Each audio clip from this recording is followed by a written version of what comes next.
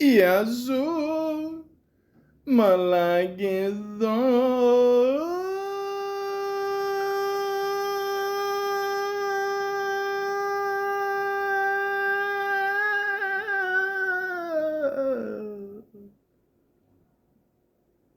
Welcome to the Malaka podcast.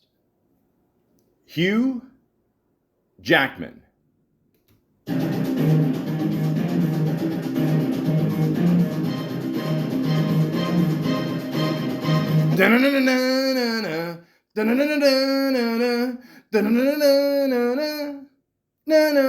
One more time.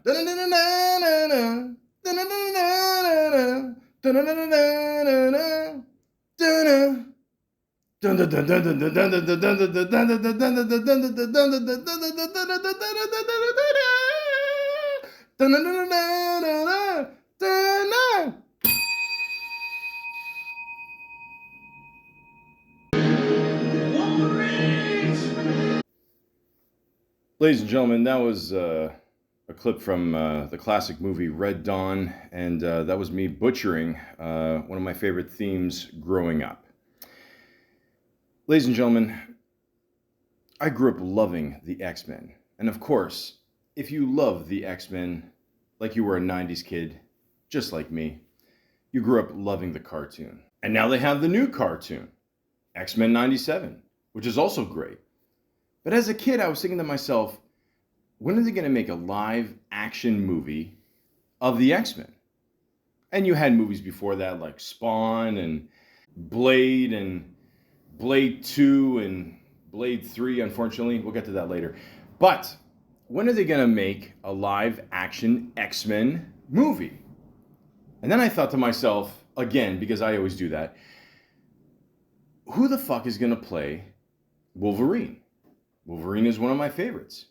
He's even Canadian. Yes, ladies and gentlemen, Wolverine is Canadian. He said it proud in the first movie, X-Men Origins of Wolverine, of course.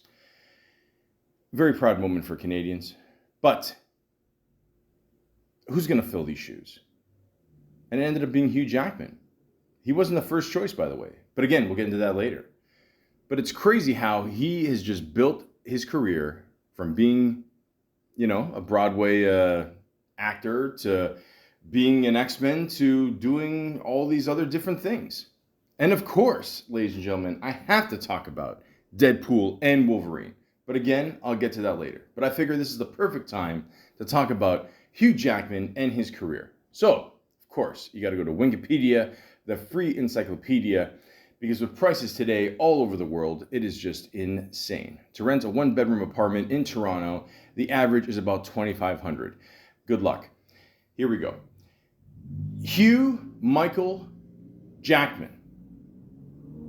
His middle name is my first name. Ladies and gentlemen, we're off to a beautiful start. Born October 12th, 1968, is an Australian actor. Beginning in theater and television, Jackman landed his first breakthrough role as Wolverine in the X-Men film franchise and the Marvel Cinematic Universe from X-Men to Deadpool and Wolverine. Prominent on both screen and stage, he has received various accolades, including a Primetime Emmy Award, a Grammy Award. He can sing? Okay. Wolverine is here to save the day. The claws are out. Bub. Sorry. And 2 Tony Awards, along with nominations for an Academy Award and a British Academy Film Award. Jackman was appointed a Companion of the Order of Australia in 2019. Jackman has headlined films in various genres, including the romantic comedy Kate and Leopold, the action horror Van Helsing, the drama The Prestige, the period romance Australia, the science fiction Real Steel, the musical Les Miserables, how you say it, the thriller Prisoners, the musical The Greatest Showman, the political drama The Front Runner, and the crime drama Bad Education. for his role as Jean Valjean in Les Miserables. He was nominated for the Academy Award for Best Actor and won a Golden Globe Award for Best Actor. And for The Greatest Showman soundtrack, Jackman received a Grammy Award for Best Compilation Soundtrack. He also provided voice roles in the animated series films Flushed Away, Happy Feet, and Rise of the Guardians. Jackman is also known for his early theater roles in the original Australian productions of Beauty and the Beast, as Gaston in 1995, and Sunset Boulevard as Joe Gillis in 1996. He earned a Laurence Olivier Award nomination for his performance as Curly McLean in the West End revival of Oklahoma in 1988. In 2002, he was in an off-Broadway concert of Carousel as Billy Bigelow. On Broadway, he won the 2004 Tony Award and Drama Desk Award for Best Actor in a Musical for his role of Peter Allen in The Boy from Oz. From 2021 to 2023, Jackman starred as conman Harold Hill in the Broadway revival of the musical The Music Man, earning another Tony Award nominations, a four-time host of the Tony Awards. He won an Emmy Award for hosting the 2005 ceremony. He also hosted the 81st Academy Awards in 2009. Oh, Oklahoma, where the wind goes, something about Wolverine singing. I've never seen any of these things. The point is, ladies and gentlemen, he's done a lot of shit. All right, he's not just known for Wolverine. He's known for singing. He's known for acting. He's been, known for winning all these, singing awards and shit. It's crazy. It's crazy. But, ladies and gentlemen, let's get down to the nitty gritty. Let's find out what's really going on with Hugh Jackman. So let's go on Fascinate.com. Let's look up some facts here. All right, let's find out what's going on. I heard originally, his wife didn't want him to do Wolverine. You believe that? Or his ex-wife there. He recently got divorced. They did a little side joke there in Deadpool and Wolverine there. Again, we're gonna get into this. Okay, don't worry. We got a lot of shit to cover here. She told him, I don't think you should do it. Then he did it. Then. Listen, woman's intuition is, pretty good, but this time, and then he also brought the costume in the bedroom one day a few years ago, and the wife looked at the claws and said, "Okay, these are perfect for chopping salad." So, random facts, I know, more to come. Point is, ladies and gentlemen, let's find out more about Mr. Jackman here. Lifelong passion. Jackman's interest in musicals started at the tender age of 10, when he saw a high school performance of Man of La Mancha. He knew about the show before seeing it because his dad had the record and played it all the time. All right, ladies and gentlemen, let's just get the 500-pound elephant out of the room here. There's always been that rumor that Hugh Jackman might be gay. A lot of people, always gave him, shit, about dating a much more older woman, which I don't see a problem with. Okay, that's just more experience, less bullshit. Okay, chances are she doesn't have an Instagram account. Okay, she's not gonna, post pictures every 5 fucking minutes. Make stupid videos on TikTok. I think that's awesome. And if you see her, she is a knockout. She is a beautiful woman. So. I don't see the problem. All right, I don't, but he does like to sing and dance a lot, which I don't remember Wolverine doing the foxtrot ever, but I don't know if Hugh Jackman. I'm just assuming Hugh Jackman knows how to do the foxtrot. But the point is, listen, I'm pretty sure something would have came out by now. But listen, even if he is, who cares? Who cares? Okay, it is kind of ironic that he likes to sing, and Wolverine is supposed to be this masculine dude, in the in the superhero universe here. So it's kind of funny if you think about it. So listen, not that there's anything wrong with that, to quote Seinfeld. So just, listen, who cares? Who cares? Who cares? Does he have a crush on Deadpool? I don't know. We're going to talk about that later. Don't worry. A dramatic life change. It wasn't Jackman's plan to fill the shoes of a comic book hero. Before becoming one of Marvel's biggest characters, Jackman graduated from the University of Technology in Sydney with a BA in communications, focusing on journalism. It was a drama theory class in his senior year that changed his mind and prompted him to enroll at the Western Australian Academy of Arts. Thank fucking God. Jesus. I mean, listen, we all like to write stories, but fuck that, man. You got the chance to be Wolverine. Are you gonna turn that shit down? Are you fucking crazy? Nice guys don't always finish last. I would strongly disagree with that. Look at my numbers on YouTube. With over a decade and a half of experience, Jackman has acquired the label of nicest guy in Hollywood. Somewhere Tom Hanks doesn't agree with that. He's opted out of disingenuous media-friendly facade for a more honest and direct projection of himself, oftentimes disregarding the advice from publicists who say that he moves his hands too much, or shouldn't talk about a certain topic or express himself in a certain way. Well, ladies and gentlemen, if he didn't express his hands so much, he wouldn't have broken his finger. I mean, do you see him on this press tour for Deadpool and Wolverine? I mean, he broke his little pinky. He's eating wings with, Mr. Ryan Reynolds there, another fellow Canuck. What's going on? So technically two Canadian boys killing it right now in the theaters.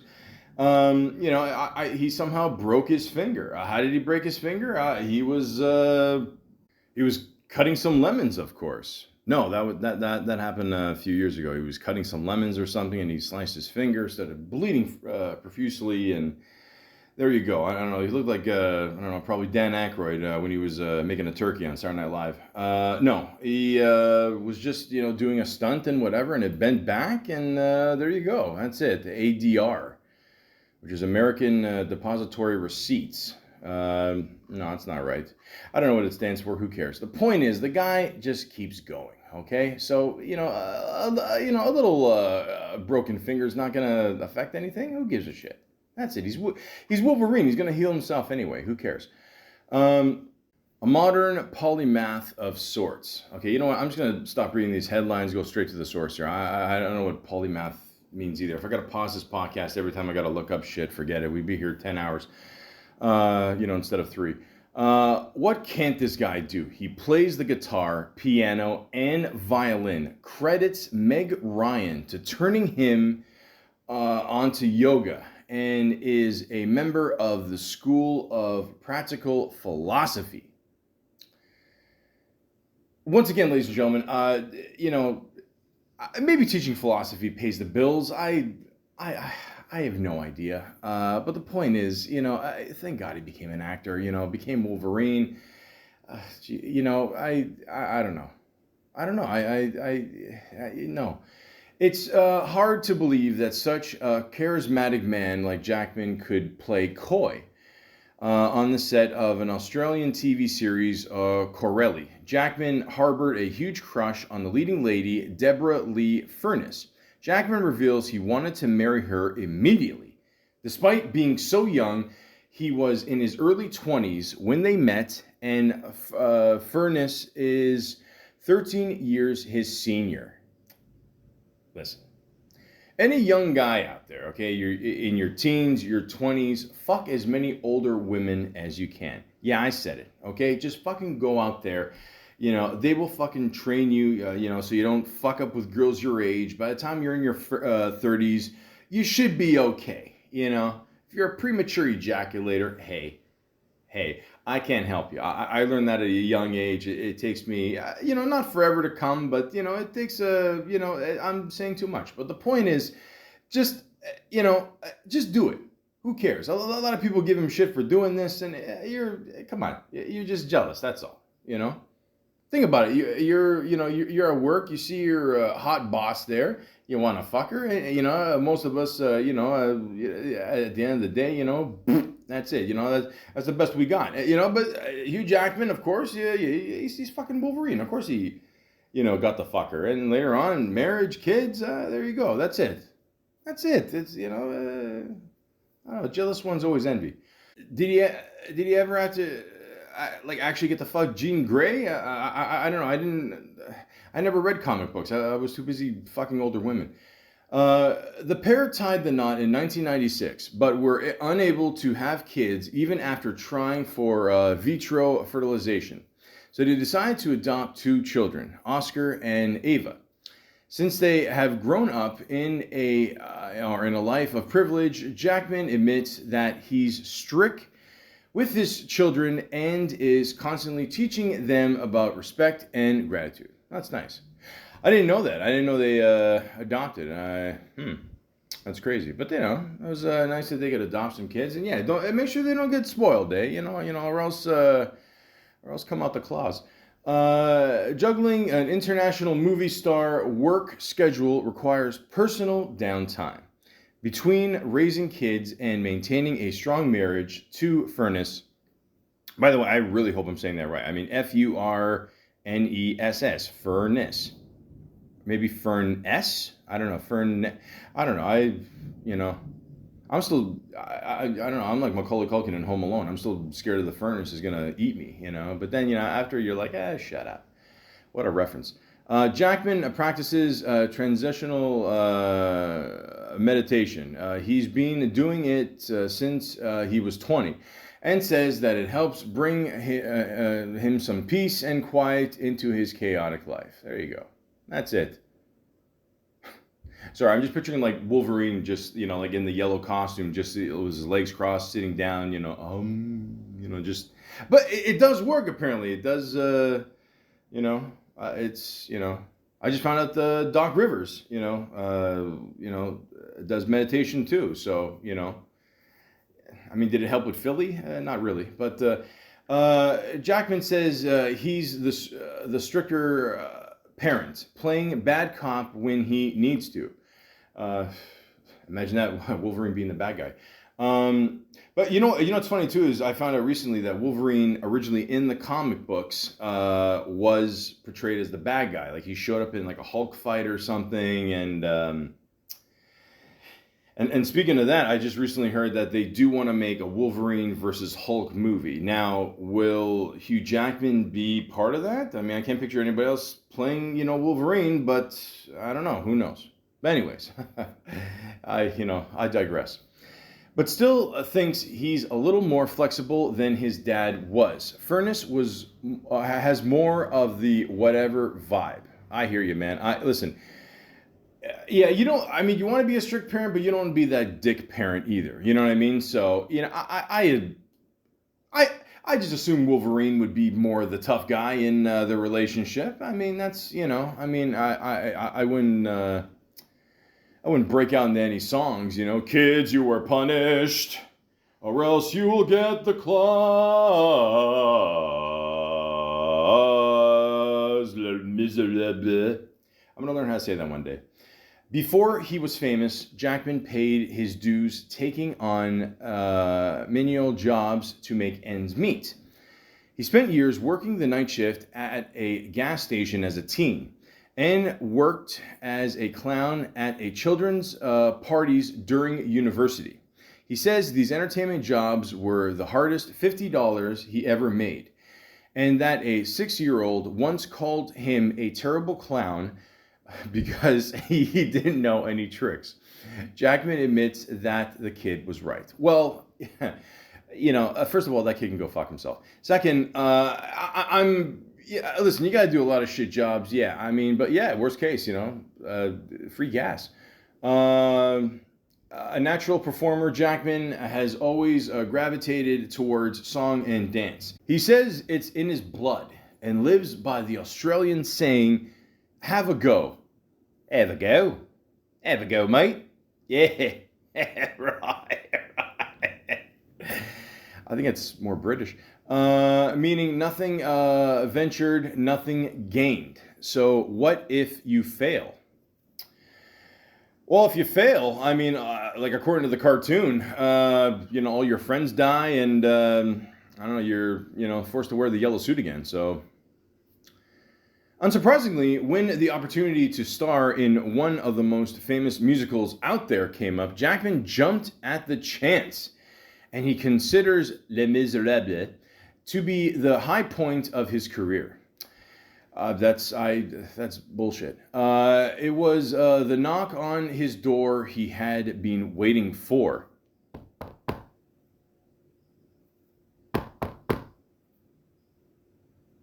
Mr. Jackman, we have your yellow suit. No, and I have to do the Miserable, Les Miserables. I'll be honest with you, folks. I have no idea what the fuck like this show is about. I remember as a kid, I'm almost positive it was like all over the place in Toronto. Like it had that kid's face or whatever. So I don't know. Maybe I don't know. Maybe the kid's trying to escape Epstein Island. Who knows? And combined his love of acting and music. Okay, so that's cool. He loves to sing and dance and do a bunch of shit, whatever. He was on the Howard Stern show. I remember years ago being interviewed, and he told a story that he was on stage and he did some play and this is after X-Men came out, and like I think there was a scene where he had to like kiss a guy or something, and someone yelled in the crowd, "Don't do it, Wolverine!"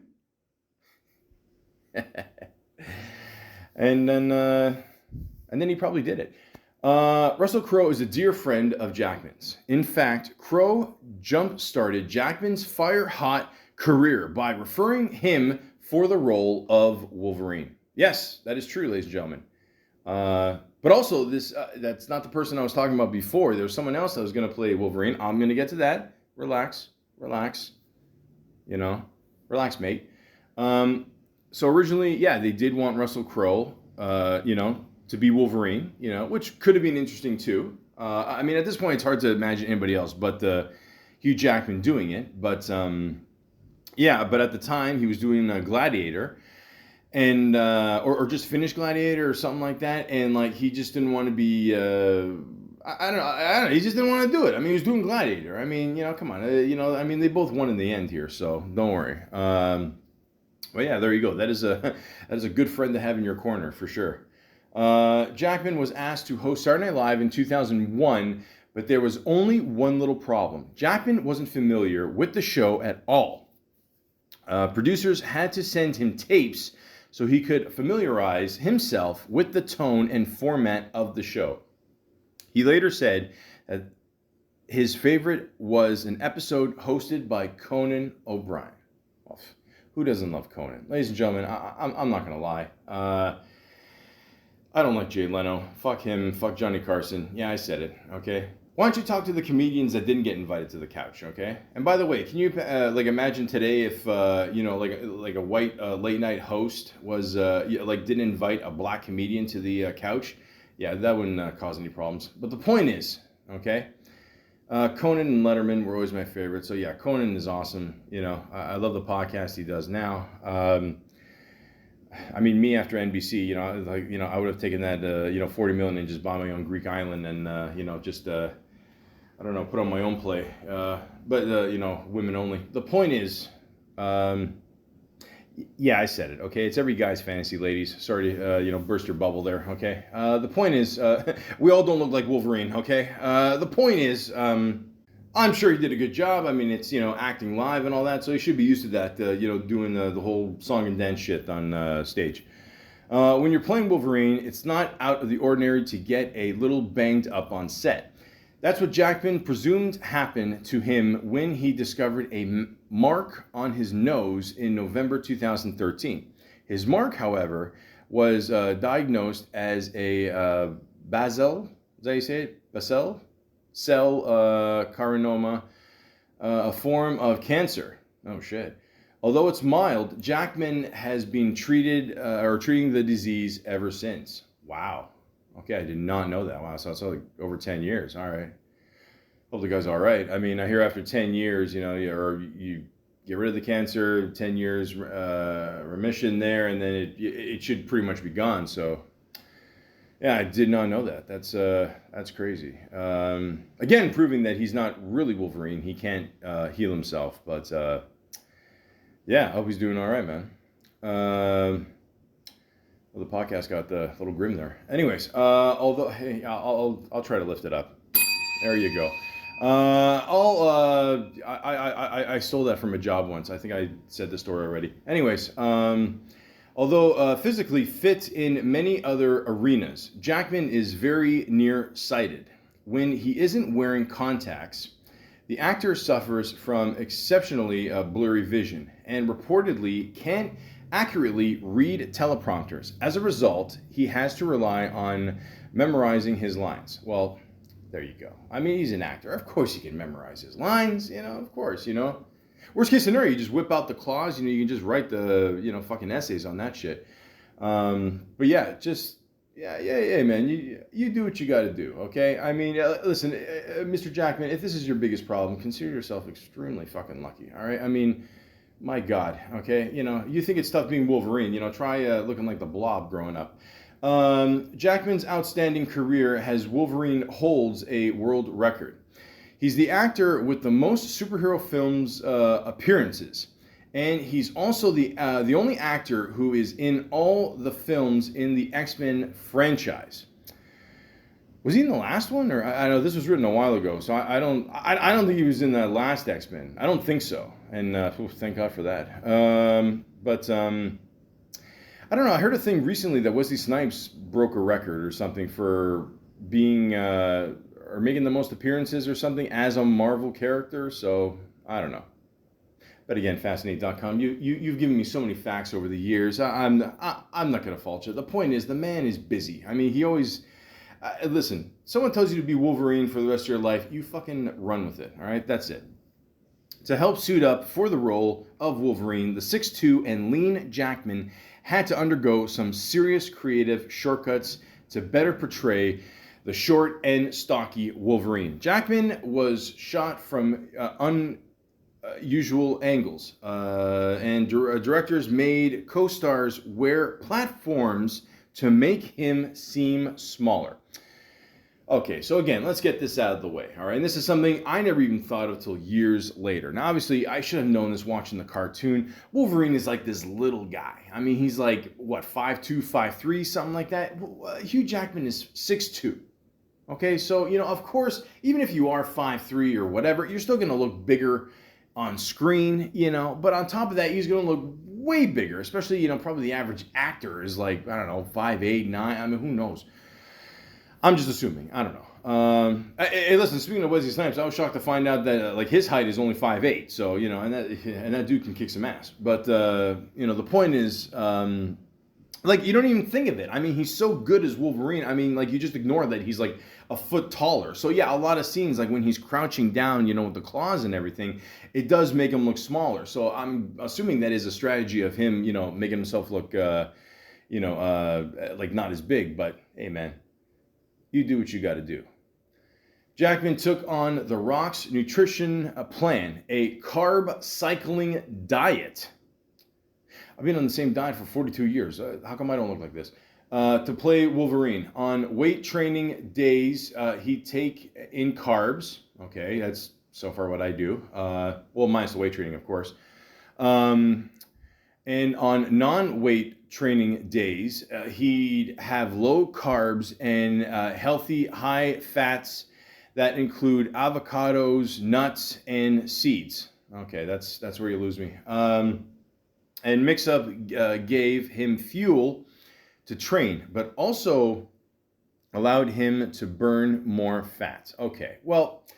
Again, ladies and gentlemen, I heard on the Howard Stern show, he said, growing up, he was just a skinny dude. He could eat whatever he wants. And, people like that, we have a word for them, assholes. But, I'm kidding. Don't fucking claw me. But, yeah. So, yeah, I mean, listen, some people are just born with good genetics, ladies and gentlemen. I mean, it happens. So, body type like that, he's probably a skinny dude. So, obviously, if he, eats and burns off nothing. So if he eats a shit ton more and works out, I mean, it's going to turn into all muscle. So there you go.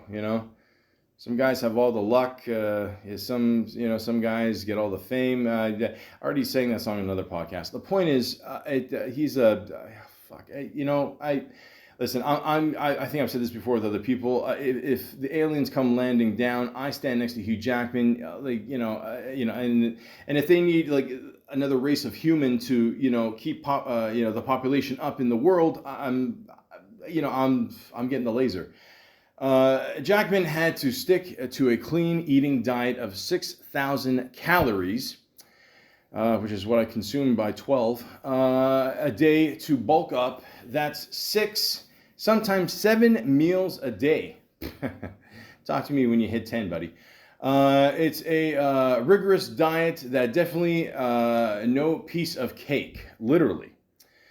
I will never give up cake. David Kingsbury, Jackman's trainer for X-Men, built him a classic workout plan based on the basic lifts and free weights using 0 machines. This gave Jackman a more toned and ripped physique and allowed him to avoid the bulky bodybuilding look. Hey, listen, we all can't look like Arnold, but at the same time, yeah, he did his best. He pulled it off, man. The key is the hair. The hair. I mean, I'm screwed there. But the hair, it's all pointy, and then the sideburns, listen, like maybe there's been a rumor that the sideburns were influenced by Elvis. I don't know. I mean, how cool would that be to see Elvis on stage with the claws and singing? And forget it. The world missed out. But the point is, you do what you got to do to, keep up the Wolverine physique. Jackman reveals that the best shape he's ever been in was when he was training to take on the look of Wolverine, but also admits that sometimes he can't even look at another plain chicken breast because he's eaten so much of it over the years while training. Okay, I get it, And keep in mind, they can't put barbecue sauce on it. They can't deep fry it, It sucks, man. What are you going to do? What are you going to do? I'm going to play Wolverine. That's what I'm going to do. Fuck it. Just stuff all the chicken in your mouth and just, claw some motherfuckers. That's it, man. Who's next to fill his Wolverine claws? Tom Hardy is Jackman's pick as a successor of Wolverine. I can see that. I can't argue that. I remember hearing that a few years ago, and I got to do a podcast on Tom Hardy one day. By the way, as a side note, the movie he just came out with, the Bike Riders, excellent movie. Definitely one of the more sleeper movies of 2024. But listen, who the fuck are you gonna get to replace this guy? I mean, it's fucking near impossible, Who are you gonna get to replace, Robert Downey Jr. as Iron Man? I don't know. And now he's gonna play Doomsday there. Okay, a lot of people like it, a lot of people don't. Listen, you don't think there's gonna be a part in the next Avengers movie where I think they're probably gonna sneak him in as like Iron Man or something and have some kind of, I don't know, flashback or some shit? Of course they are. It's 2 for the price of 1. That's, you got to think like an executive sometimes, okay? I get it. It's not always good. Sometimes you got to think like a fan, do what the fans, always make the people happy, of course. But, it's tough picking people, for certain roles. And maybe Tom Hardy could pull it off. Who knows? Venom. Born to English parents in Sydney, Australia, Hugh Jackman was raised in a very strict household. To make matters worse, his mother up and left the family to move back to England, causing a strain on the mother and son relationship. Jackman suffered emotional trauma for these years and even broke down in tears during a 60 Minutes interview when he discussed his mother. Hey man, listen. Ask anybody. If anybody's got problems with their mother, you're looking at the, fucking George Costanza right here. But the point is, yeah, it's tough, man. Growing up and without having your parents' support and all that shit. I get it, but a tough dude like Hugh Jackman, man, he was able to do it, and he found the venues that he liked, like the theater and acting and all that. So yeah, man. I mean, he was able to pull through. So I don't know. I don't know what to tell you. I'm always one of these people. Family members are solved by family, Family Matters, not the show. Family Matters are meant to be solved by family members only. So it's none of our business. But I hope everything is good. Though known in Hollywood as a nice guy, Jackman has admitted that his Wolverine rage comes from experiences when he was a child, especially after his mother left his family. The absence of a mother figure left a profound impression on him, who says that he became a fearful kid who felt powerless and angry the moment she left. This feeling followed him and worsened as he got older and started to play rugby. He would get hit in the face and spin off into a white rage, an anger he identifies as the Wolverine rage. He would later tap into for his performances as the character. Damn. Okay, well, hey, listen. That's what you got to do, folks. Okay, a lot of times you got to get that shit out, But make sure you don't get it out on the wrong person, or else you can end up the next 50 years in prison. Okay, a lot of people have made that mistake, but yeah, I mean he was able to make that into part of the persona, which is Wolverine, and there you go, folks. I mean that's listen. You think he's the first actor that's done that? Put his rage towards a role. I mean, look at Nicolas Cage. Jesus. Who the fuck buys dinosaur heads? The point is, I like Cage. I like, listen, I'll always like The Rock, okay? Face Off, okay, it's a funny movie, but it's still good. It has, whatever. His face right off. Point is, ladies and gentlemen, you do what you got to do, okay? I mean, remember that one guy with the sword in the Princess Bride there? What's it called? The Bride's Tale, the classic movie with Andre the Giant. Hello, pretty lady. That dude apparently, Lego Montoya there. I forgot the full name, guys. I can't pronounce anything today. Apparently, his dad died while he was making the movie, and a lot of that rage he used in that sword scene at the end there. Ironically, his dad, the character's dad died in the movie there, and he used it towards thing. And I think he ended up hurting the other guy too in the fight. And listen, again, you do what you got to do in life. You do what you got to do. Okay, so that's it. But I mean, like I said, Hugh Jackman, forget it. I mean, he seemed to, have, rise above it all, and I don't know, the guy never gets in trouble with the law or anything like that. So I mean, he's too busy singing and dancing. I don't know. I mean, so there you go. There's some more facts here on IMDb here. He started his own production company, Seed Productions. There you go. That's cool. Ironically, he says he doesn't like to smoke in real life. He says he finds it horrible to smoke in movies. I get the message you're trying to portray here, but at the same time, I mean that check, for smoking a couple stogies, it ain't bad either. He was presented a star on the Hollywood Walk of Fame. Listen, again, Wolverine. Everybody on the X-Men deserves a star on the Walk of Fame. All right, come on, please. He was a phys ed teacher before becoming an actor.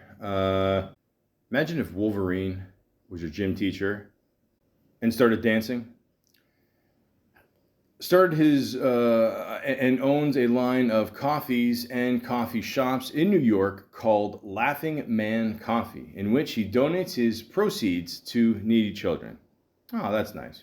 See? There you go. Wolverine's got a soft spot, There you go. Wolverine's a coffee drinker. I could see that. I don't know. He probably puts a little, Bailey's in there, but whatever. Who hasn't? He said here he was on Jay Leno one day and Wolverine, jerk off. He said he was a fan of the Friday the 13th film series, and he became an actor because he wanted to play Jason in one. Okay, so I mean, the obvious joke here, instead of Jason, he should be Freddy Krueger, but I think we all see that coming. Watched Clint Eastwood's Dirty Harry films as inspiration for his performance as Wolverine. Okay, I could see that, you know. Let's be honest, Clint Eastwood, you know, awesome dude. He did not say much in those movies. He basically said what had to be said. Same thing with Wolverine, you know. The strong, silent type, you know. Talks when he has to, and that's it. Why not? Was considered for the role of Harvey Dent, Two-Face, in The Dark Knight, 2008. The part went to Aaron Eckhart instead. Yes, I always heard this. Okay, so obviously he worked with Christopher Nolan in The Prestige, which we're going to get to in a little bit. And yes, he was offered that role, but I don't know. I don't know what happened there, folks. I don't know. I guess he was too busy having fun as Wolverine. Fuck it. I mean, who cares, you know? Maybe he was busy with Le Miserable. I don't know. All right, this is interesting. Wants to produce and star in a film based on the life of the Incredible Hulk, the 1978 TV series, you know, from the actor Bill Bixby. That would be interesting. So the Wolverine becomes the Hulk. Okay, so you got a green version of that. All right, that'd be all right. I'll check that out. Was voted People Magazine's Sexiest Man Alive in 2008, which ironically years later, Ryan Reynolds took that, and now they starred together in a movie. So, ladies, if you're into you know, superhero porn, this is, you know, this is probably the best thing you're going to get. He's a godfather to Rupert Murdoch's daughters, Grace and Chloe. Okay, so good-looking dude. He gets to play Wolverine for the rest of his life, and he's probably going to have some money coming in. Okay. Fuck. Just shoot me. Originally, he was going to play George Reeves in Hollywoodland, which is a 2006 movie, but had to drop out of the role. Doesn't say why. And then the role went to Ben Affleck. Okay, so let's just review here. Okay, so we got Wolverine. He could play Hulk in the future, and he had the chance to play Superman. Okay. I mean, ladies and gentlemen, like, if you're an actor, this is the type casting that, like, you can't even fucking dream of. I mean... Holy fuck! And he's got the Rupert Murdoch money coming in. Oh, fuck! Holy fuck! Blimey! No, again, that's British. Sorry. Crocky? There you go. You call that a knife? Well, I'll just read out the last fact here. I mean, yeah, I don't know. You can do your own reading after this. And if he was going to hold a knife, or you know, if he had a one good claw hand, he is left-handed. So there you go, folks. You know, I hope I answered a lot of your questions here and given you some good facts. But of course, we have to stay on IMDb because fuck Rotten Tomatoes. Nobody gives a shit about that. Who cares about, you know, it's owned by Paramount. I mean, you know, they're going to, you know, be, you know, one-sided here. The point is, IMDb has always been good to me. So let's start where, you know, Hugh Jackman actually, you know, started his career. Let's get started. Let's say that one more time. So the very first thing he did was a TV show called Law of the Land, which he did in 1994. And he did one episode, and he played a character named Charles Chicka McCrae. Okay, so it's got a decent rating, 7.1 out of 10. I've never heard of this show. I don't know. It looks like maybe, no, I thought it was a Western. Sorry. No, it's not. It's not. He Yeah, I don't know. I've never seen this. I probably never will. The point is, most actors start on TV, and of course, I think this is back home there, whatever, and in good old Australia, and there you go. And he did some other shows. He did a show called Corelli, another one called Blue Healers. It's Heelers. Snowy River, the McGregor Saga,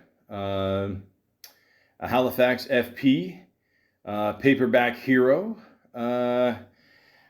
Erskine Evil Kings. Oh, I missed that one. Oklahoma. Yeah, I mentioned that.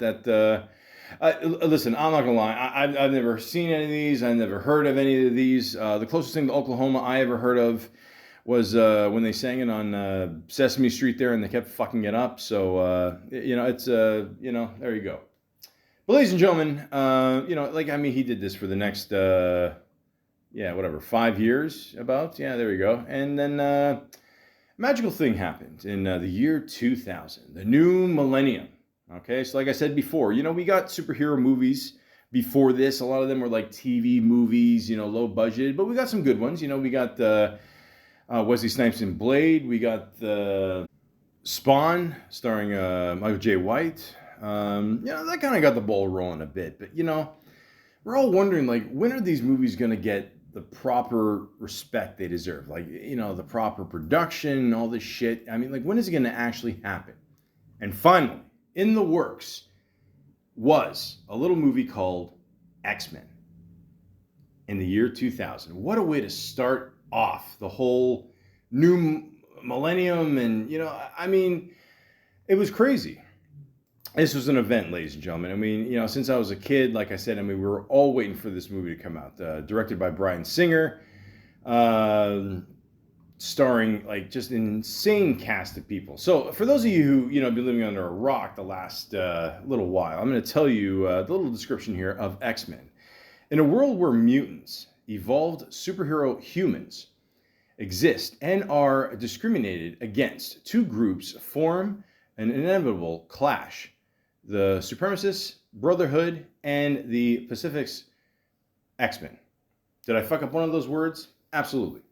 The point is, ladies and gentlemen, you had the good X-Men and the bad X-Men. Okay, so the whole story, is, this even goes back all the way to World War II, ladies and gentlemen. Okay, we got, Patrick Stewart as Xavier, and you got Ian McKellen as Magneto. So these, guys, like in the story of X-Men, they were kids at the concentration camp, and that pretty much spawned, their hatred or trying to understand humans. Okay, I've always said, and maybe it's just me, but I've always said, the whole origin of X-Men, the whole story of X-Men is really about racism. And just how, you see someone who's different, and, you just automatically don't like them, you don't understand them, you make fun of them, and you just don't want them in your world. And this is pretty much what the whole story of X-Men is, except they have superpowers, of course. That's a big one right there. So, but yeah, the cast is just, awesome. Like I said, Patrick Stewart, Hugh Jackman, of course, Ian McKellen, Famke Jensen, James Marsden, Halle Berry. Oh my God, Halle Berry. I did a whole podcast about her. She's fucking awesome. Anna Paquin, Tyler Mane, Ray Park, Rebecca Romaine Stamos. Well, at the time she was Stamos, I think. I'm pretty. Yeah, now she's just Rebecca Romaine. Okay, we all know that. Cool.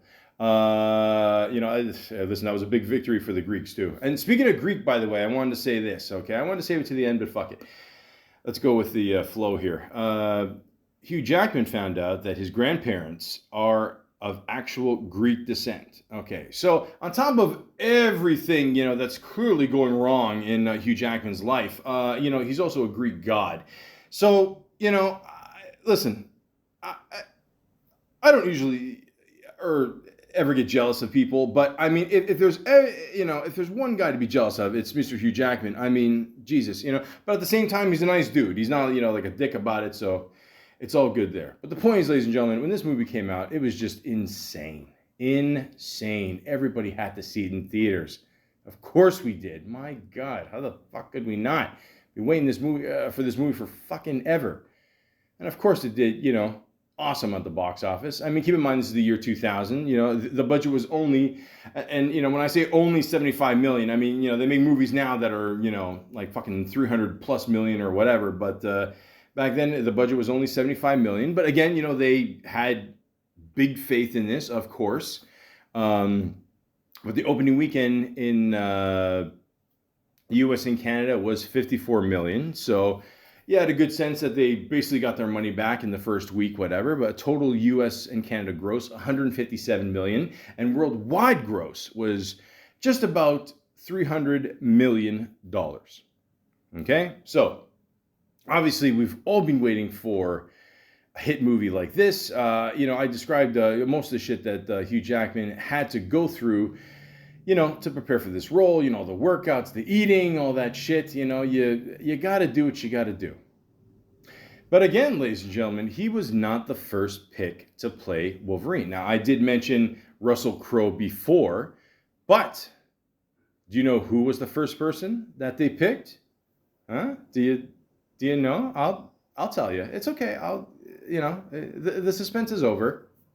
It was an actor named Doug Gray Scott. Now you're probably thinking, who? Okay, this guy played the bad guy in Mission Impossible 2. So yeah, it was supposed to be this guy. Now apparently, scheduling went, over in, Mission Impossible 2 there, and unfortunately, he was not able to do it. So, they were playing for Russell Crowe there. He recommended Hugh Jackman, and the rest is how you say history. So, yeah, man, I'm not going to lie. I mean, I would be fucking pissed if I was this dude. I mean, again, like I said before, it's hard to picture anybody else but Hugh Jackman. If you Google the images, I mean, you can sort of see it here. This guy playing Wolverine, he's got the look, whatever.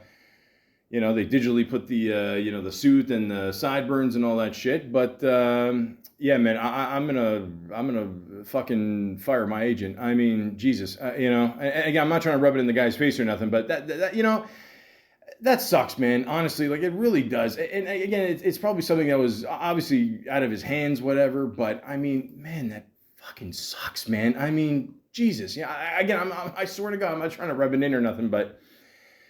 Oh, Christ. I mean, my God. But, hey, man, it's the business. You know what I mean? I heard a story one time when they were making Showgirls. It came down to two people, Elizabeth Hurley and Charlize Theron. Or Theron. I still don't know how to say that. But, and Elizabeth Hurley got the role. So, and again, I'm not dissing Elizabeth Hurley. She's a knockout. Okay, all right. Saved by the Bell. All those chicks were hot. But, yeah, I mean, Charlize Theron would have been crying the blues, after that, and, would have had a tough time after that too, right? So, I don't know, sometimes you just don't know, so it happens. It says here a couple facts here. Hugh Jackman took ice-cold showers every morning of filming in order to help to get into character. Fuck, that'll wake your ass up. Jesus. But yeah, listen, again, you do what you gotta do, okay? Maybe it's a hot day, you want to take a cold shower after playing Wolverine and beating up, all these fucking guys. Let's do it, Why not? Hugh Jackman even got thrown up blue vomit all over him because Rebecca Romaine Stamos at the time, I'm just, look, it's a Greek podcast. I'm going to roll with it. Drank a bottle of tequila, but then she threw up when she was in costume there. And listen, it's Rebecca Romaine. She can do, whatever she wants. But yeah, guys, I mean, there's tons of facts on here, but I read most of them before about Hugh Jackman. But the point is, this movie was pretty awesome. But in many ways, I mean, when you watch the movie, like a lot of people, and I can't really disagree either. Like it's almost like a trailer to like the next movie. You know what I mean? It's just basically introducing the characters. Hugh Jackman got his testicles caught in his harness after a 6-foot jump off the set's Statue of Liberty. Oh, Jesus Christ.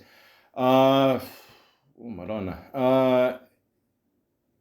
God. What was I saying? Yeah. Man, yeah. Mr. Jackman, just remember the paycheck after. The point is,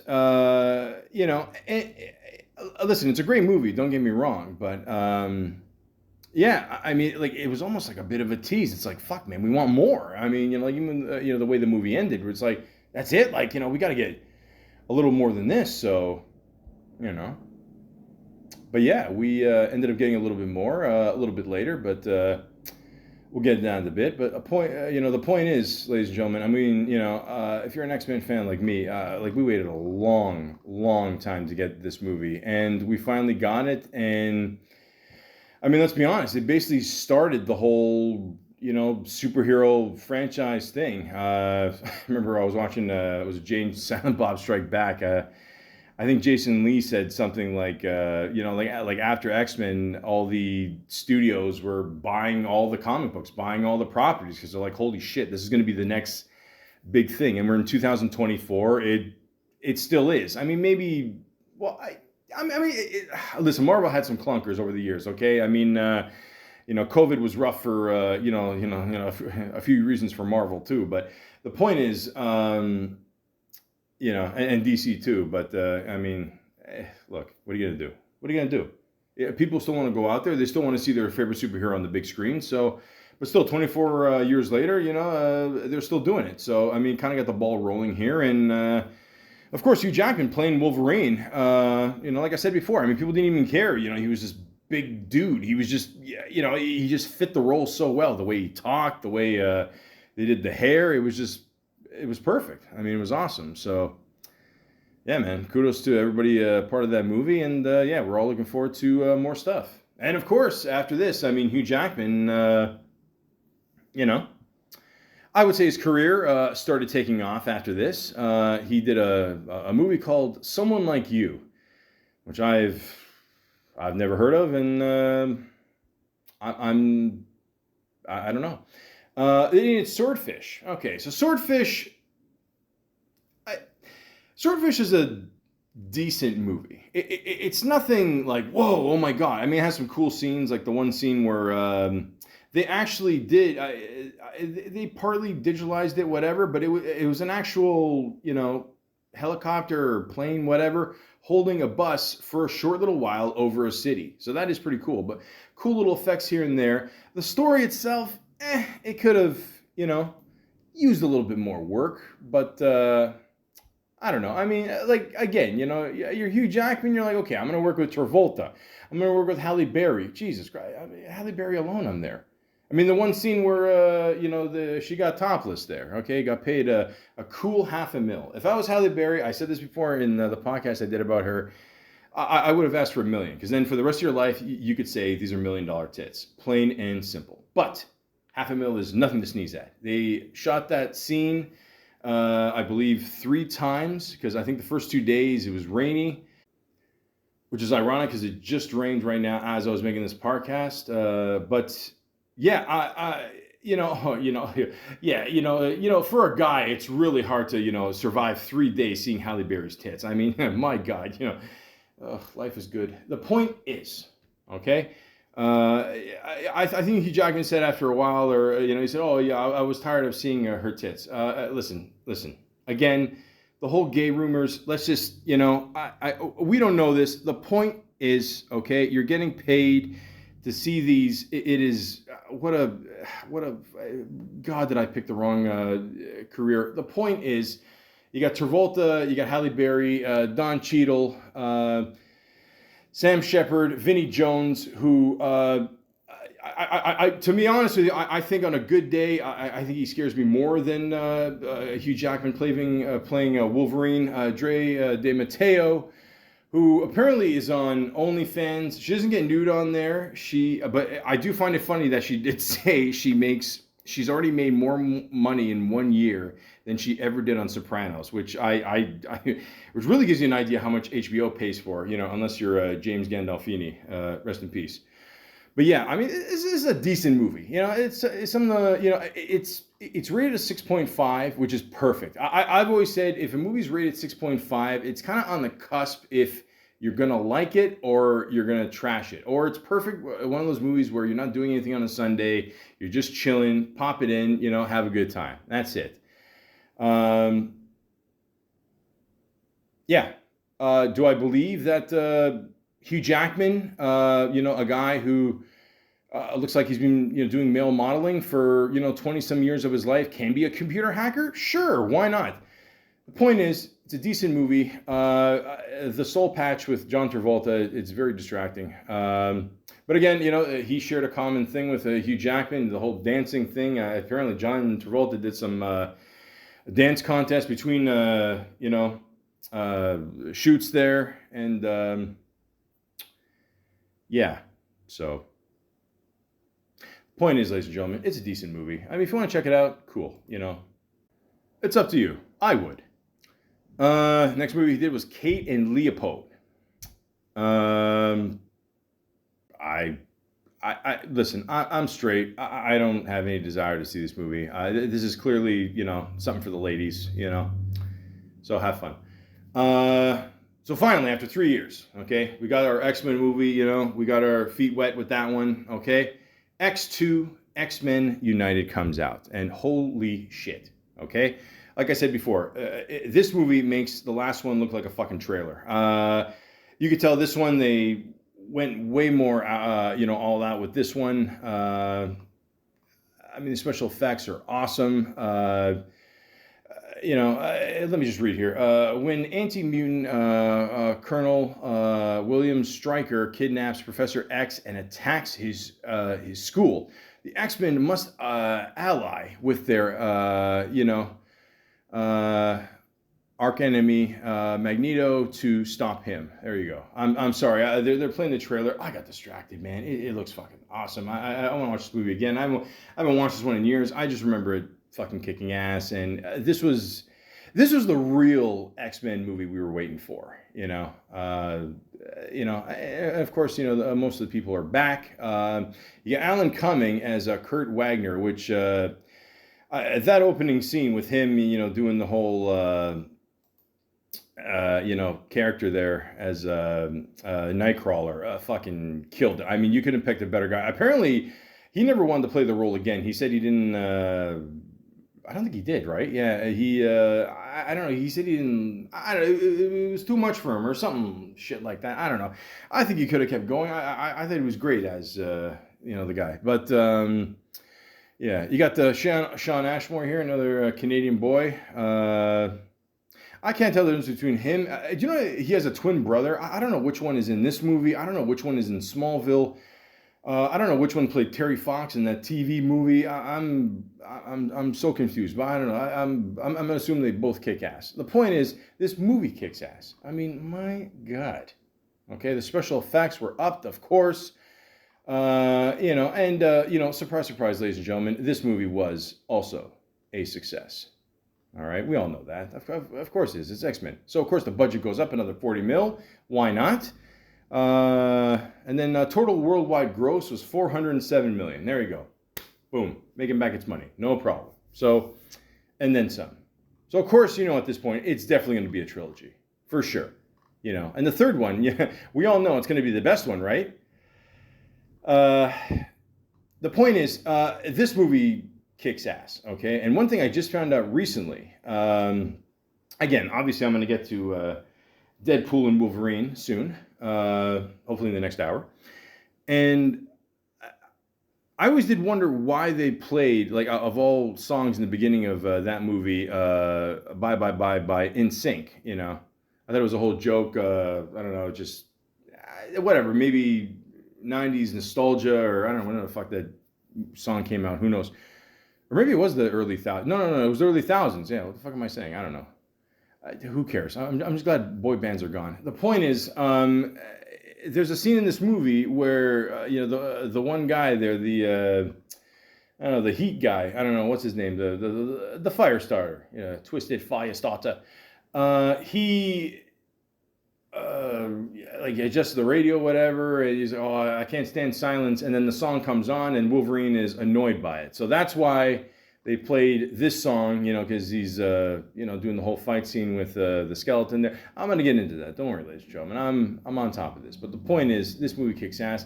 I don't have to say any more facts because I don't know. There's like 3 people that listen to this podcast anyway. But the point is, it kicks ass. It's pretty awesome. I think at this point, Wolverine trusts Professor X. I did forget to mention one of my favorite scenes in the very first one is when he sees Professor X for the first time, and he sees him in the wheelchair, and he goes, "What do they call you? Wheels?" Yeah, that was good. But yeah, I mean, this movie, forget it. I mean, it's probably known as one of the best superhero movies of all time. Definitely in the franchise for sure. And yeah, it's pretty awesome. So again, if you're an X-Men fan, you will love this movie. All right, plain and simple. So of course, Mr. Jackman is going to keep on acting in movies. Some of them maybe you've heard of. Some of them I haven't. Standing Room Only. It's a short he did. Making the Grade. It's a TV short he did. Van Helsing. Van Helsing. There you go. I don't know. Paulie Walnuts can call, Anthony Soprano that right name and say it right. Why can't I? Anyways, what a reference. Yeah, so, the movie comes out, then, I don't know, so you're supposed to fight all these people. Listen, I'm not going to lie to you. I mean, to me, this is like a CGI fest. I couldn't really get into this. I mean, they made, I don't know, the video here, the London assignment, and the video game. So, of course, they're going to cash in on it. But, I don't know, this movie, I don't know. It's just, like I said, it's just all CGI. I don't know, I wasn't really feeling it. I got to be honest. So, I don't know, if that's your thing, that's your thing. Okay.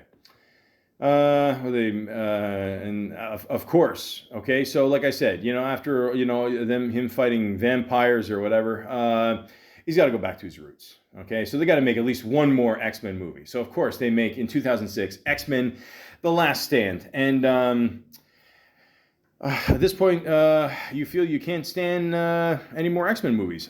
Listen, it's not as bad as people say it is. It's not. I mean, it's not the best either. Let's just be honest. I mean, I mean, I don't know. The acting at times feels a little stiff. The story, I don't know. I mean, I think they killed off Professor X a little too soon. Maybe they should have saved that for the end of the movie. I get what they were doing, but it's okay. It was cool to see Kelsey Grammer as Beast. Which, keep in mind, I guess I got to mention this at this point. Beast was one of the original X-Men. Gambit was one of the original X-Men. Where the fuck are these people in the first 2 movies? Where's Gambit in the third one? Well, are we ever going to get a Gambit? The point is, so again, they're already fucking this up. I mean, you figure by the third one, they're just going to squeeze everybody in there. I always said this. Back in the day, Val Kilmer would have played a perfect Gambit. Take a picture from Val Kilmer in the year 2000, and put him in, the chokehold, neck costume there. I think he would have fit the bill great, but I don't know. Apparently they, didn't want to make the fans happy, So I don't know. Screw them. But the point is, X-Men: Last Stand. Yeah, you couldn't have picked a better title. I mean, at this point, you watch the movie and you're like, this better be the last one because, it's, yeah. It was okay. I mean, maybe I'm being a little harsh on it. 6.6 rating. Yeah, it is about a 6.5 movie, but it could have been better. I think we all know that. But I don't know. What are you gonna do? What are you gonna do? Listen, you make a trilogy. One of them is gonna suck. Okay. I mean, even with Iron Man. I mean, Iron Man 2 was good. Could have ended way fucking better. We all know that. I mean, there's always that one movie in the trilogy that is like, whatever. But it is what it is. I feel Back to the Future trilogy is the best trilogy of all time. Yeah, I said it. Okay. Yeah. I know a lot of people don't like the third one. Okay. Americans like Westerns. We all know that. That was the idea that they were going with. I still like it, okay? Point is, it's, not the best movie. It's not the worst superhero movie. We're going to leave that up to the last Fantastic Four. That was a horrific piece of shit. I say that movie is the worst movie of all time. If anybody wants to challenge me, go for it. But the point is, it looked like, okay, this is it. This is going to be the last X-Men movie, for a little bit. And, overall, not bad, for the X-Men trilogy. Again, got the ball rolling for a lot of these superhero movies. So, that's it. Of course, they got to, cash in on it with the X-Men official game, of course. And, of course, Wolverine is being Wolverine. Of course. Why not, man? Listen, you get that voiceover money, you cash in, that's it. And then they let the X-Men the rest for a little bit. That's all. Oh, God. I mean, it was just, a third one, you think that would be the best one, man, and okay, whatever. Then he did a movie called Scoop, and he did a movie called The Fountain. Is that about water? As a modern-day scientist, Tommy is struggling with morality, desperately searching for the medical breakthrough that will save the life of his cancer-stricken wife, Izzy. Okay. I don't know why this sounds familiar to me. I don't know. Did I watch this movie and I forgot? I don't know. But got a decent rating, 7.2 out of 10. That's not bad. All right. You never know. I'll check it out one day. You can too. So then 2006 comes around. Okay, now at this point, I'm pretty sure we know who Christopher Nolan is. Okay, if you're a Batman fan, I think you should know this name by now. A little movie comes out called The Prestige. Now, ladies and gentlemen, I'm just going to say this. I would say this movie and The Dark Knight are by far Christopher Nolan's best movies. Okay, and The Prestige is one of those movies that a lot of people know about. They talk about, they know it, but it's got a rating of 8.5 out of 10, well deserved. It's just, oof. This is the proper way, ladies and gentlemen, how to do a movie based on magicians. Okay, and after this movie, I don't want to see or hear of any other movies with magicians. Okay, this is the pinnacle of it. It's fucking awesome. After a tragic accident, two stage magicians in 1890s London engage in a battle to create the ultimate illusion, which, while sacrificing everything they have to outwit each other. Directed by Christopher Nolan. Okay, partly written by Christopher Nolan. Jonathan Nolan, I'm going to assume that's his brother, or at least related to him. Christopher Priest wrote it, and the stars. Okay, obviously you got Hugh Jackman there. You got Christian Bale, who's probably one of the best actors. At least in my lifetime. Scarlett Johansson, Michael Caine, Pipper, I don't know how you say that. Parabo, Rebecca Hall, Samantha Maherin, and of course the late great David Bowie. Which I say to this day, ladies and gentlemen, I dare you to find a role, an acting role, TV, movie that David Bowie is in and that it sucks. Not even just the role he does, but the actual project itself. I don't know if it's him picking the final roles or his team or whatever, but he did such a phenomenal job picking acting roles and the right spots for his career. Rest in peace. And of course, you got Andy Serkis, who's done a lot of shit as well. We all know that. But yeah, ladies and gentlemen, it is just... I can't describe to you like how good this movie is. I've only watched it once. I watched it like pretty much when it came out. But this is a fucking phenomenal movie. The ending is crazy. I didn't want to even give away a lot of details because it's just that good. But if this is definitely one of Hugh Jackman's best movies he's done. He just absolutely killed it in this one. Everybody did such a great job. Great story. It's almost like a like dream-like sequence in some parts, and it is just, it's phenomenal. Like it really is such a great movie. I can't recommend it enough. You got the chance, which I don't, unless you're busy dancing like Jackman here, go go see it. I mean, yeah. Go in your time machine, like I said with Back to the Future, and go see it. But no, I'm sure you can see it somewhere online, and it is just, it's an awesome movie. It really is. And again, rest in peace to David Bowie. All right, I mean, man, we lost that guy. I mean, how the fuck do we lose David Bowie and Prince in 1 year? Jesus Christ. But anyways, then he did the voice of Roddy in Flushed Away. More voice work in Happy Feet. Then he was in a TV series, Viva Laughlin. Okay. Uncle Johnny. All right. He's in a movie called Deception, which didn't get the best rating. Ewan McGregor, Michelle Williams. Three solid actors here. I don't know, not the... Oh, I remember this movie. Yeah. It wasn't... it was okay. I mean, it started off with some potential, but... I don't know. And of course, he has to be in a movie called Australia. Finally, everything's come full circle. I guess the tape back home there, of course, working with Nicole Kidman again. She's a Madonna. Yeah, I didn't see this movie. It looks more like a love story to me, but maybe it's more. I don't know. I couldn't tell you, but I'm just waiting for the next X-Men movie, and I got it, ladies and gentlemen. Okay. All right, after Australia, he moved back to the States again, or probably Canada, because that's where they tape most of these, if you ever see a scene in the woods, ladies and gentlemen, like in a movie or TV show, I'm almost positive 90% of the time it is probably taped in Vancouver. Little movie called X-Men Origins Wolverine, which came out in 2009, and surprise, surprise, he's back as Logan, a.k.a. Wolverine.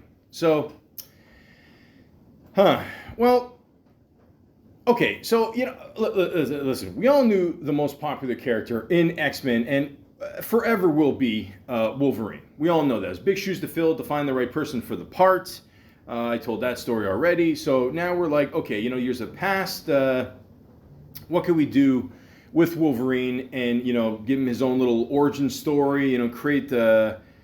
whatever, all that shit, and maybe we'll find out how old he is, and I don't know, maybe at this point he's like 300 and shit. I don't know. I mean, that's the story I'm going with. But the point is, again, it's rated 6.5 out of 10. Again, probably a perfect rating for this movie again, because it was decent, but I don't know.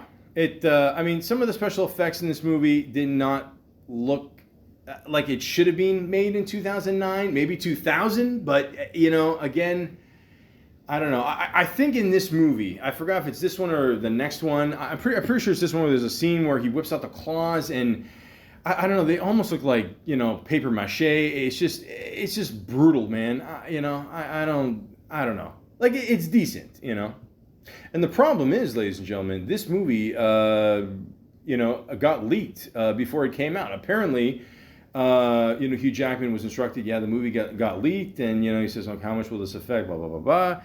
And they told him, they said at least 10 million people have watched it online. Now, was I one of those people?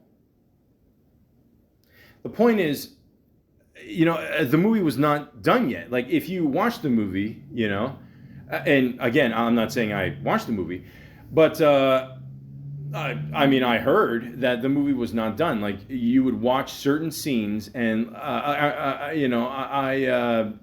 remember someone telling me because maybe they saw it or not, that there was a scene in there where they're on the train fighting whatever, and it was weird watching it. It's almost like you're the one like editing it on a computer. Like they would just show like the just the animation, so. I was told it was pretty trippy. But, it still did pretty well at the box office. People, still went to go see it, Was I one of them? The point is, again, ladies and gentlemen, these claws look fake as fuck. I'm just watching the trailer here on IMDb a little bit, and like when he sees his brother there at one point, it shoots out. It looks bad. It does not look good at all. I mean, it looks fake as fuck. I mean, they must have just put crayons in there. But it just, yeah. So, the movie itself was decent. I love how they had the one scene there where, the classic, like someone's girlfriend or wife dies in the movie and someone just looks up and goes, no, or revenge or whatever, some bullshit, the classic thing there. So, okay, but I don't know, again, they could have put more into it, man. I mean, they, I don't know. You could tell they pocketed the, I don't know. Somebody was pocketing money there for sure. But, and one thing I heard too is they actually traced the person who leaked it online, and the person did get charged. Apparently, I think he didn't get any money for it either. I mean, he just did it because he's, an idiot. I think he took off to Mexico, I think, at one point. I guess they caught him. He was charged and all that. They brought him back, I guess. But, I mean, I don't know what happened, but it just, I don't know. People are stupid. Liev Schreiber's in it, one of Hugh Jackman's good buddies there. If you've never watched Ray Donovan, the series, that is a great series to binge watch. They came out with the movie after the series there. Great series. It's a shame it had to end, but it's pretty good. I highly recommend that show.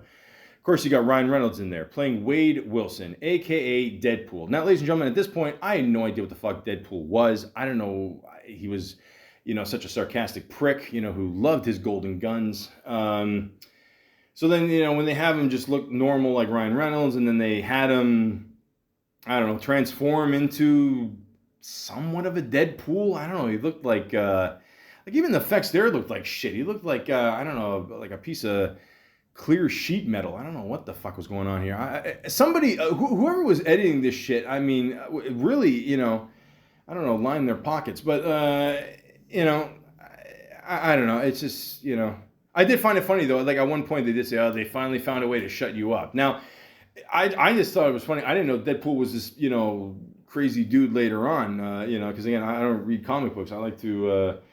I like to fuck. But, again, decent movie. will.i.am is in it for some reason. I don't know. And let's just get this Gambit shit out of the way here. Listen, we've been waiting. So this is the fourth movie, technically, right? Okay, so we finally get Gambit.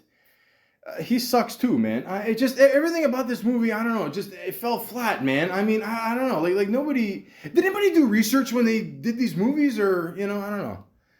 Like, nobody really, it's all about money, eh? Okay, fuck. I mean, Jesus, like, like I didn't read the comic books, and even I knew the Gambit character sucks. Oh, okay, he's shuffling cards. Oh, yeah, wow, who cares? My God.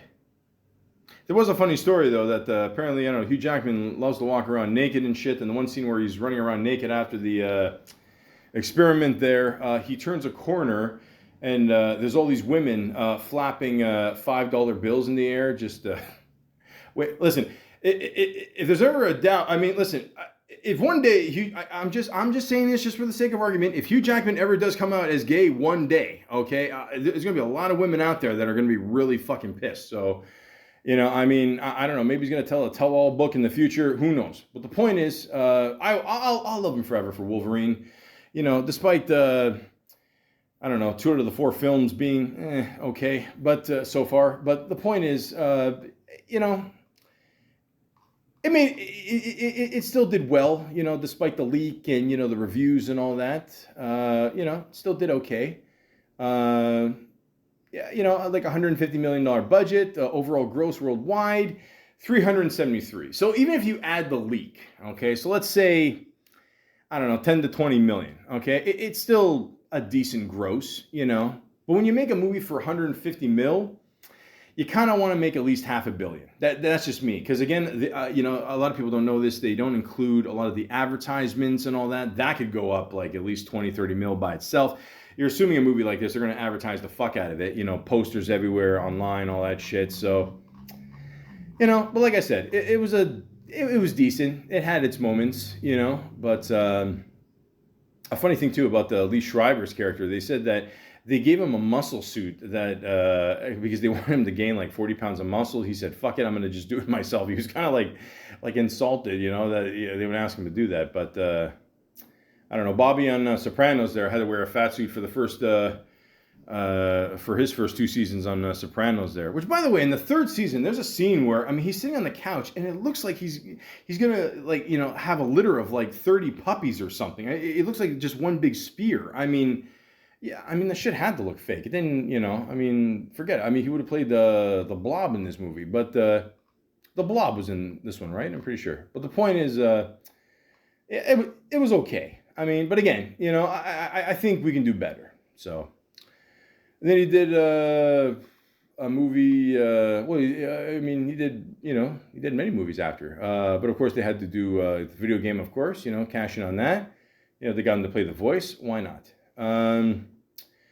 So we're like, okay, are we gonna get like another X-Men movie? Or are we gonna get like another character maybe? Like what are we doing here? So of course, a few years pass by and they come out with X-Men First Class. So 11 years after the original, we already get a revamped cast, which, to be honest, probably made a lot of people nervous, including me, because I'm like, well, shit, it just came out. Like even with the Batman franchise, to make it more serious or whatever, they waited a little bit longer, but all right, whatever, But yeah, this is actually it's a pretty good movie. I liked it. It says in the 1960s, superpowered humans Charles Xavier and Eric Lensher work together to find others like them. But Eric's vengeful pursuit of an ambitious mutant who ruined his life causes Hashim's, how do you say that? Shims to divide them. Wants to divide them. Just keep it simple, guys, please. Yeah, so you got a pretty new cast of people. What the fuck am I saying? Everybody's new in here. James McAvoy, great actor. Michael Fassbender, great actor. Jennifer Lawrence, who, what's funny is, she starred in this movie and then years later, became a superstar. And then people were like, oh yeah, she's Raven in this one. I forgot. Yeah. Kevin Bacon always does a great job in everything he does. Lawrence Belcher, Bill Milner, Rose Byrene, is that it? Yeah. Beth Garden, yeah, I think so. Morgan Lilly, Oliver Platt, January Jones, Nicholas Holt, a bunch of people. Wasn't Zoe Kravitz in this movie too? Lenny Kravitz's kid there. Yeah, she was like the butterfly, whatever, right? Yeah. And then okay, so Hugh Jackman's in this, and he's barely in it. There's a point where they're just trying to recruit people, and they see him in a bar, and he's smoking his cigar, which we all know now he doesn't like. And he just, tells the boys, fuck off. And that's it. Good little cameo. Nothing too complicated. Just teasing us a little bit there, and that's it. But yeah, this is a good little reboot, I guess you call it, or redo, or I don't know, re something. But the point is, I like this movie. I thought it was pretty good. I like the new cast, and let's see. Will they make more? Of course they will. Of course, it made money. Of course it will. So there you go. Snowflower and the Secret Fan. Never heard of that one. Butter. No. Real Steel. Okay. It's a decent little movie. It's about how they have these father and son teams who, you could tell the father is clearly being divorced and has nothing going for himself, and I don't know, he probably pressures his son into making stupid robots and fights other stupid robots, and I know the whole thing is stupid. The point is, basically this movie is based in the future of people making robots and doing the same thing and fighting all the robots, and yeah, I mean, it was a decent movie. It was all right. I mean, I don't know. I don't remember. I don't remember much of it. I'll be honest with you. You got me on that one. But there you go. And then Saturday Night Live.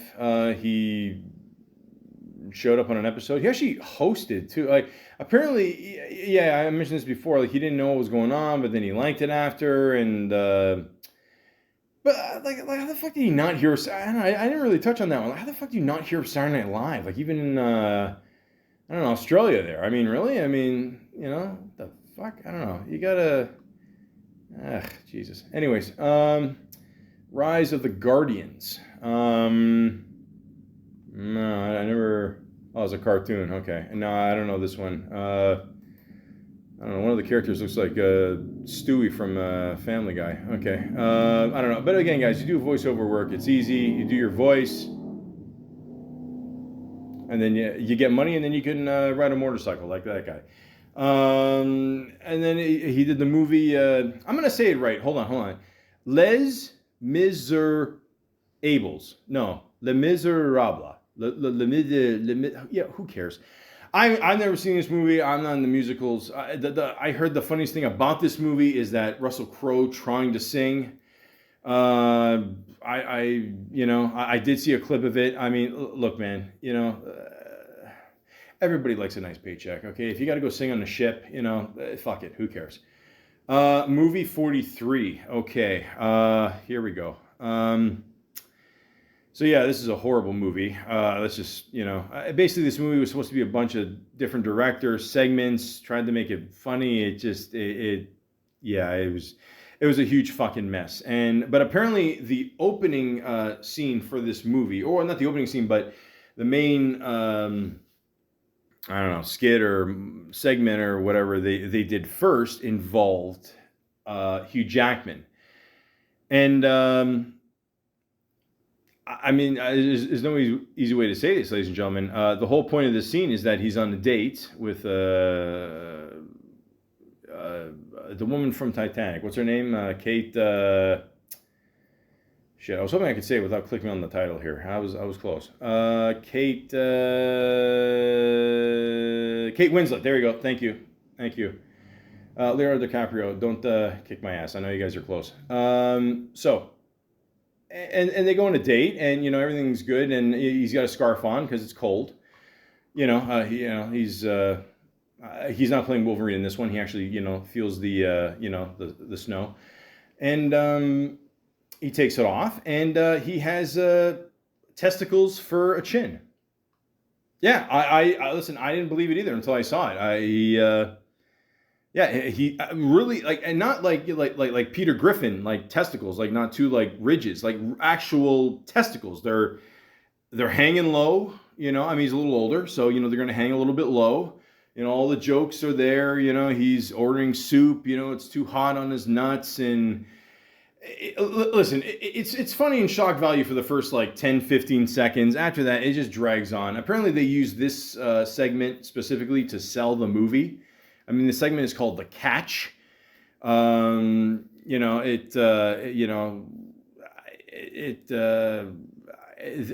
is the version of the Nutcracker that Hugh Jackman probably didn't picture himself being in. But it's just a weird movie, man. I don't know. It's got some funny parts, but it's just a lot of it is very cringe, It's just weird, man. I don't know. I mean, apparently there's two different versions. There's the normal version and an American version. They added like more people. Who gives a shit? But it's just, I mean, but to see Hugh Jackman with testicles on his chin is, it's sort of funny. It's okay. It's just a weird movie, man. I don't know. But you could tell they didn't want to. I mean, they had to get some big names for this movie. You can go down the list. I just don't feel like it. But it's just, if you want to see that segment for a few seconds, cool. If not, I don't blame you. It's okay. Anyways, so 2013, we're still in the year that movie 43 came out. And he released a few movies. And one of the movies was the second version of a Wolverine movie called The Wolverine. And again, ladies and gentlemen, this movie's okay. It's all right. I think he said for this one he wanted to get more into shape, to actually look more like Wolverine, all ripped and shit. You could tell from the poster, obviously. But again, you can tell by the poster, it's like he still seems a little frustrated that it should be better than what it is. And the best way I can describe this movie is, do you remember the one James Bond movie, of Sean Connery, who, by the way, is the best Bond of all time? I don't give a fuck what anybody says, okay? Daniel Craig, I get it, okay? Maybe I'll give him number 2. I would still fight between him or Pierce Brosnan, but, that's a story for another day. But there's one movie I remember with Sean Connery being James Bond where he goes to China or whatever. And so this is kind of, picture the Wolverine version of that. This is basically what this is. And is this movie better than the last one? I guess by a little bit, but not really. I guess they're trying to see, okay, well, now Wolverine goes here, now Wolverine will go there and kick ass, and what's funny is I'm even looking at the cast, man. I don't recognize any of these people. I don't know any of these people. Famke Janssen, plays Jean Grey. She comes back for a little bit, but other than that, man, I don't know. It's, but yeah, Wolverine comes to Japan to meet an old friend, which who knew Wolverine had friends in Japan? But anyways, whose life he saved years ago, and gets embroiled in the conspiracy involving Yakuza and mutants. Well, ladies and gentlemen, the Yakuza got to be some part of this shit, right? This movie, I don't know, man. It's decent, again, we were, as the fans, we were expecting more, and I don't know, now you're introducing all these new characters and shit, and I don't know, who knows, but apparently Tao Okamoto, which is the actress that played Mariko, is apparently the real love interest of Hugh Jackman in the comic books and all that. So I guess they tried to do that kind of story, I guess, with her and him. And, you ask anybody, I don't know, who doesn't, is not obsessed with comic books, I guess, is not going to give a shit. Let's just be honest. But, especially in today's world. But I don't know. The movie's decent. Again, I think we were expecting a little bit more still from, Wolverine and, his solo projects. But I don't know. Again, decent. Not the worst superhero movie. Not the best either. Prisoners. All right. So he did the 2 movies before in 2013. Then he did this one. Ladies and gentlemen, this movie, whoo, Jesus. Now, despite Jake Gyllenhaal being in it, okay, it's actually a good movie. Now, I know a lot of people are saying, oh, we're making fun of Jake Gyllenhaal because I can. Shut the fuck up.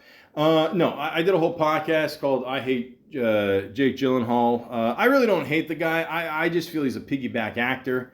He's one of these guys that he'll team up with somebody in a movie and, you'll think he's a good actor, as good as the lead actor or the other actor. You know what I mean?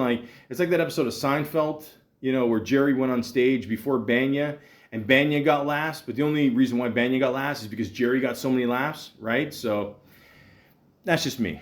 But this movie, oh my God, this movie is fucking crazy. When Keller Dover's daughter and her friend go missing, he takes matters into his own hands as the police pursue multiple leads and the pressure mounts. Okay, so ladies and gentlemen, I can't picture, being a parent and your, kid being kidnapped. It's the worst thing that can ever happen to a parent. It is just a fucking nightmare. And, of course, you got to wait 48 hours to claim a missing persons, But if you're a good parent, you're not going to fucking wait that long. You're going to take matters in your own hands, of course. And that's exactly what these two guys do. But Hugh Jackman, holy shit. This guy goes balls to the wall. Man, I don't want to give a lot away in this movie because there's a lot of like surprises and a lot of I don't think I ever saw Wolverine get this pissed off. I mean, he gets fucking crazy in this movie. So like I said before, Hugh Jackman's in, obviously Jake Gyllenhaal, Viola Davis, Melissa Leo, Maria Bello, Terrence Howard, Paul Dano, who the scene between him and Hugh Jackman specifically, because again, I don't want to give anything away. Hugh Jackman thinks that this is the guy who kidnapped, his kid, and he just, man, he goes fucking. Listen, you think he's nuts with claws? Wait till you see what he does with a hammer. It is fucking crazy. I mean, it really is, and it's one of those movies that. I'll say this. Don't watch the trailer for this movie because the trailer is about 2.5 minutes. It gives away way too much shit. I tried to watch not a lot of it. I just wanted to see the movie. I feel we're living in an age where trailers just give away way too much shit. I don't even bother with trailers anymore. There's just no fucking point. But yeah, I highly recommend this movie. This is definitely one of Hugh Jackman's better movies he's done. Again, it didn't make that much noise when it came out. I think it came out like during these festivals and all that, and it did decent. I mean, on a $46 million budget, it made $122 million. That's not bad. I mean, it's more one of those movies that got definitely more word of mouth when it hit video. But yeah, this is. I mean, yeah, it really gives you an idea of. Like, Hugh Jackman's acting range and how crazy he can really get in a role. I mean, like, there's Wolverine angry and then there's Prisoners angry. I mean, this one, he's going nuts, man, honestly. But yeah, I highly recommend this movie. Got a rating of 8.2 out of 10. Pretty good. Yeah, I can't fault that. And yeah, definitely check that one out. So. Very good movie. Prisoners, 2013. Definitely check it out. Then there was a music video for the Chen 2Z's Baby It's You. All right, why not? Then, okay, so, we got the new cast of X-Men. Okay, when are we going to get the next one? Got the, well, yeah, pretty quick, pretty much. I mean, after Wolverine and all that, then 2014 comes out, comes and X-Men Days of Future Past. Okay, so 7.9 out of 10. I think it's safe to say this movie is an 8 out of 10. And I would definitely say, you might have to say this might be the best X-Men movie that they've made overall. I mean, X-Men 2, the one that came out early thousands, pretty good. This one... I mean, it's basically the old school meets the new school. It's pretty good, and you got Wolverine in there, and not just doing a little cameo, doing the full role there. Yeah, this is pretty awesome. I'm not gonna lie. Special effects are good. I mean, literally, you got pretty much everybody from the first movie, the last one there. It's pretty awesome, man. I'm not gonna lie. If you're an X-Men fan, you will absolutely love this movie. The X-Men send Wolverine to the past in a desperate effort to change history and prevent an event that results in doom for both humans and mutants. No pressure. I mean, not, he's basically like Marty McFly with claws here. I don't know how many more Back to the Future references I'm going to do today. This is probably the most I've done in like 10 years. But the point is, I think overall, ladies and gentlemen, this was the X-Men movie we were all waiting for, and they nailed it. I mean, they made I would think all the fans happy with this one. The cast is excellent. Yeah, it's great. I mean, good action scenes, especially for a PG-13 movie. I mean, at this point, you got to make these movies PG-13, to get the money in. I get that. You can only do so much, but so much violence and whatever, and then you get the the official, R rating there. But this movie's excellent. Like, it really is probably one of the best superhero movies of all time, for sure. So, if you're a fan of X-Men, again, how many movies did we... I mean, if you want to add up The Wolverines there. That's 1, 2, 15. Then you got food. What was it? 7. I lost count. I don't know. The point is, yeah, this is an excellent movie. So if you haven't seen this movie, I'm sure you have. If you're a superhero fan, X-Men fan, you got to check it out for sure. Night at the Museum, Secret of the Tomb. He was in this movie? Really? I didn't know that. Yeah. Huh. He showed up as Hugh Jackman, uncredited. Okay, well, there you go.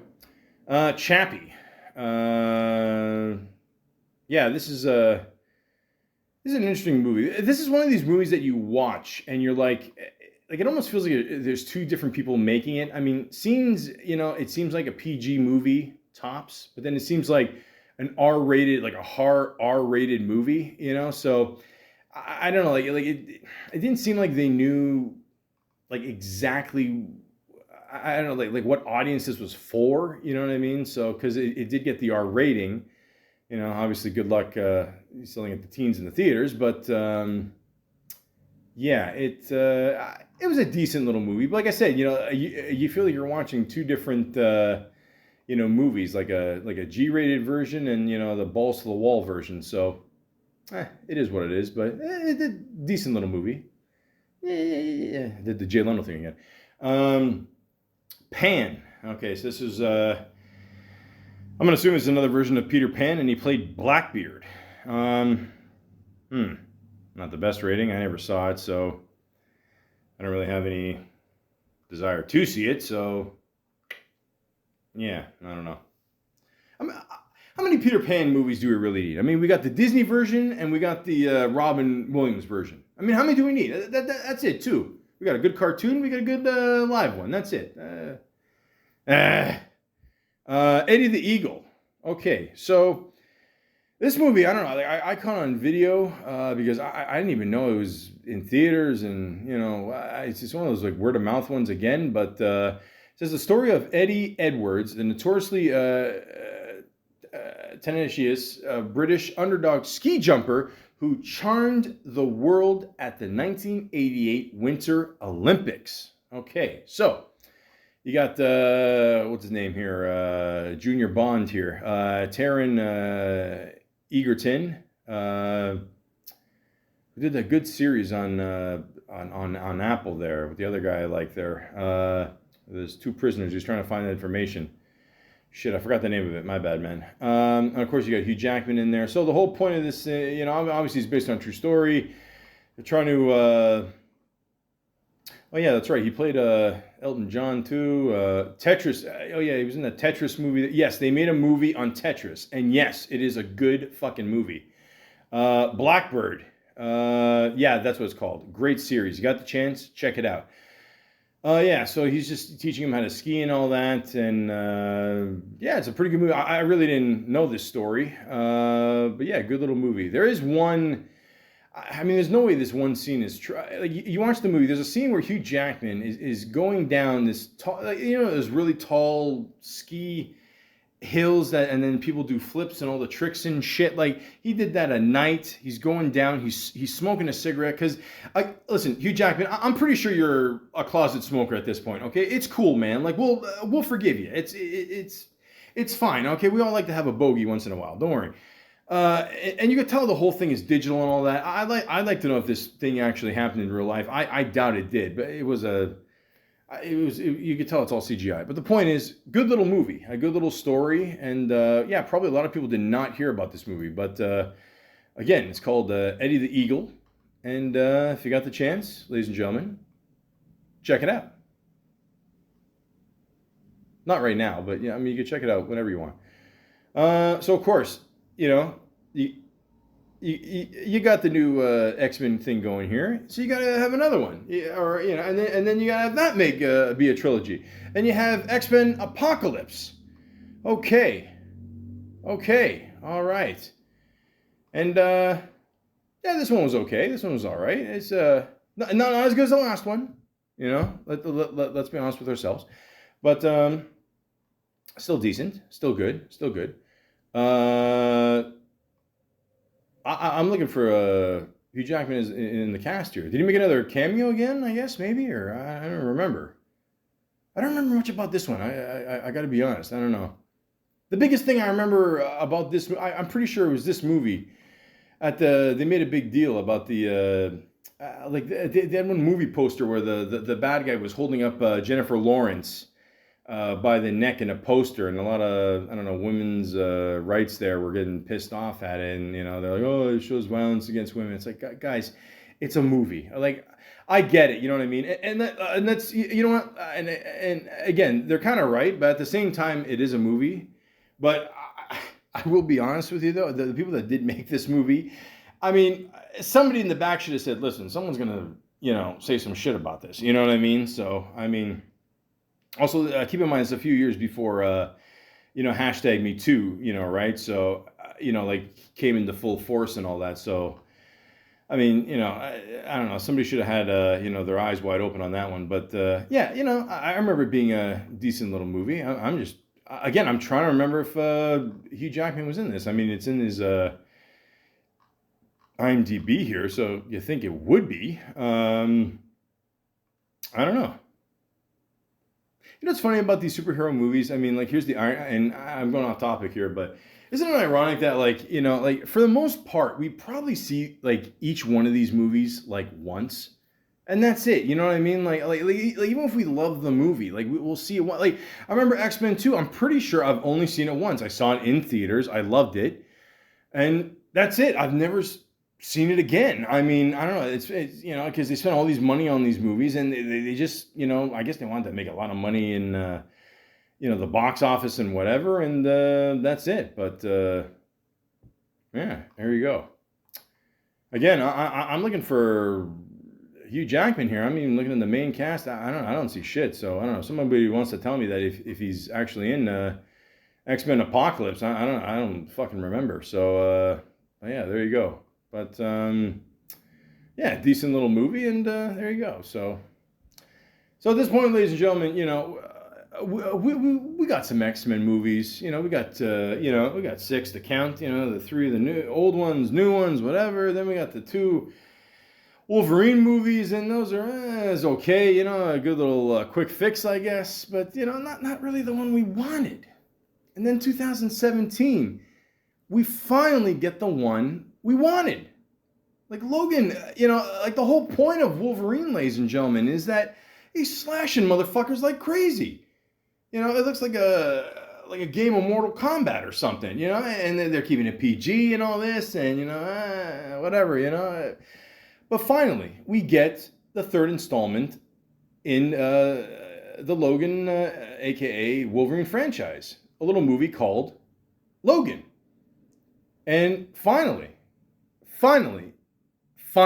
we get the Wolverine movie that we all wanted. Took a while. Took about the 17 years there since the original, but we finally got it. And ladies and gentlemen, it is rated R. There you go. Imagine that. A guy that uses blades for hands finally has an R-rated movie. Holy shit, took long enough. Ladies and gentlemen, this movie is fucking awesome.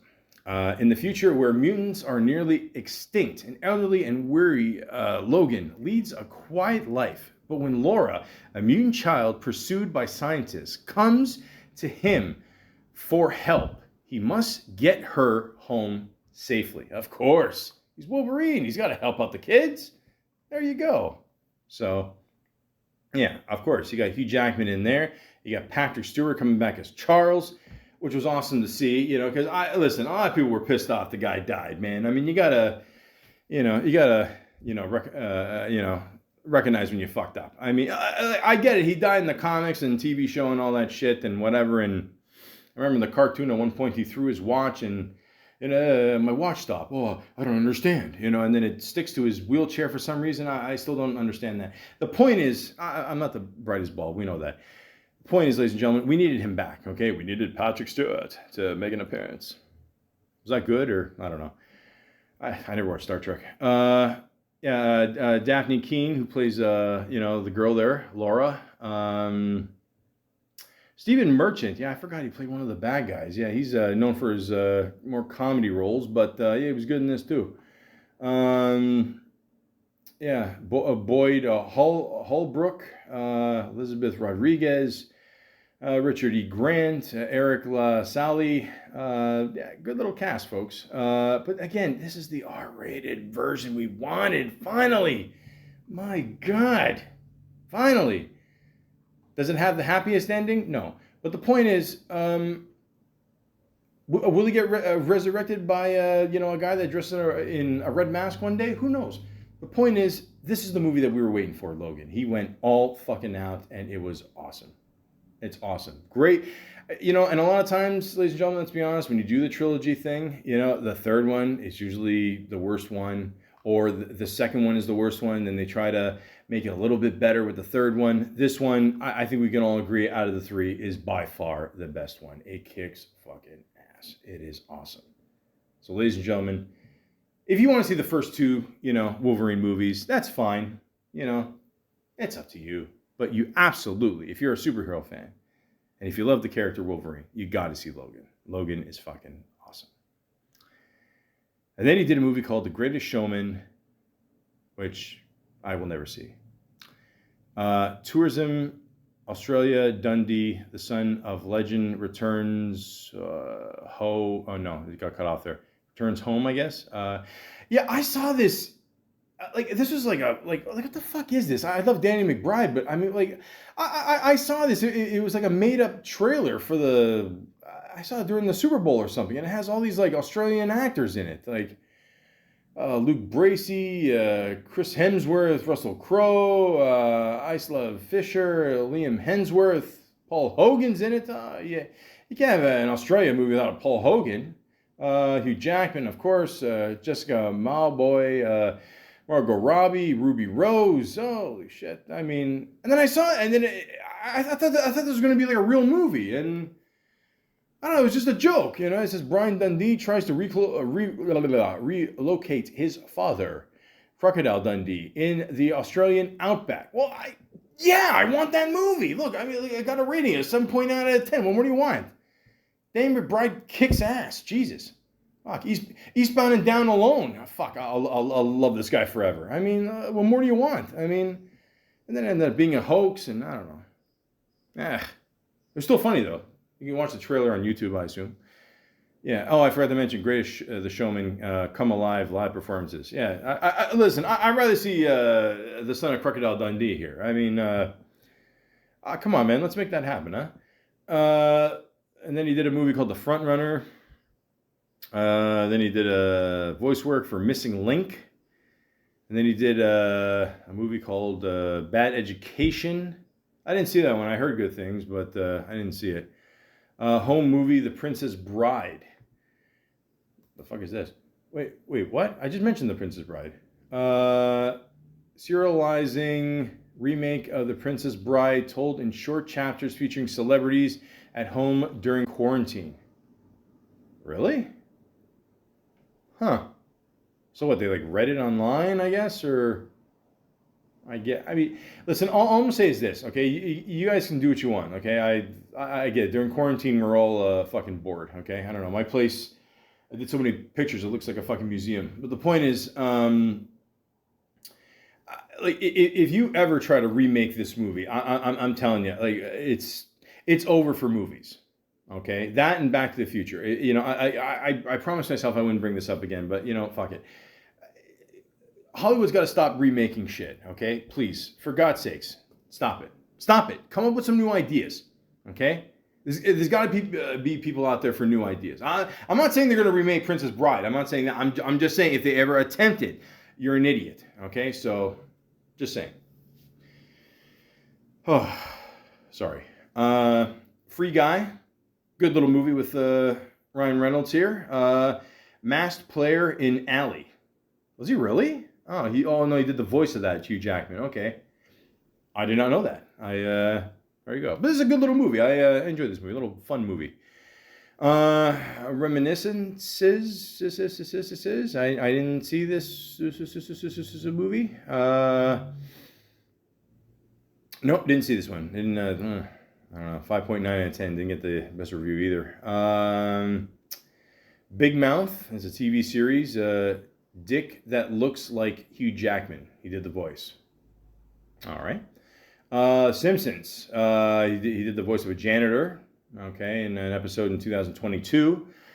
I mean, I stopped watching the show around like 2000. Whatever. I mean, I still can't believe the show is on. Jesus. Just stick to the first 10 seasons. The Sun. I didn't see that one. Koala Man. That's a TV series. Did the voice of that one. Also did a voice in Human Resources. Didn't see that one. Okay. Rick and Morty. He played Hugh Jackman. Okay, so Rick and Morty, I would say, is one of the funnier cartoons in the last, I don't know, whatever, like let's say 10, 20 years, whatever. It took a big hiatus and then it came back. I think it took some time, maybe, during quarantine, maybe catch up on episodes, whatever.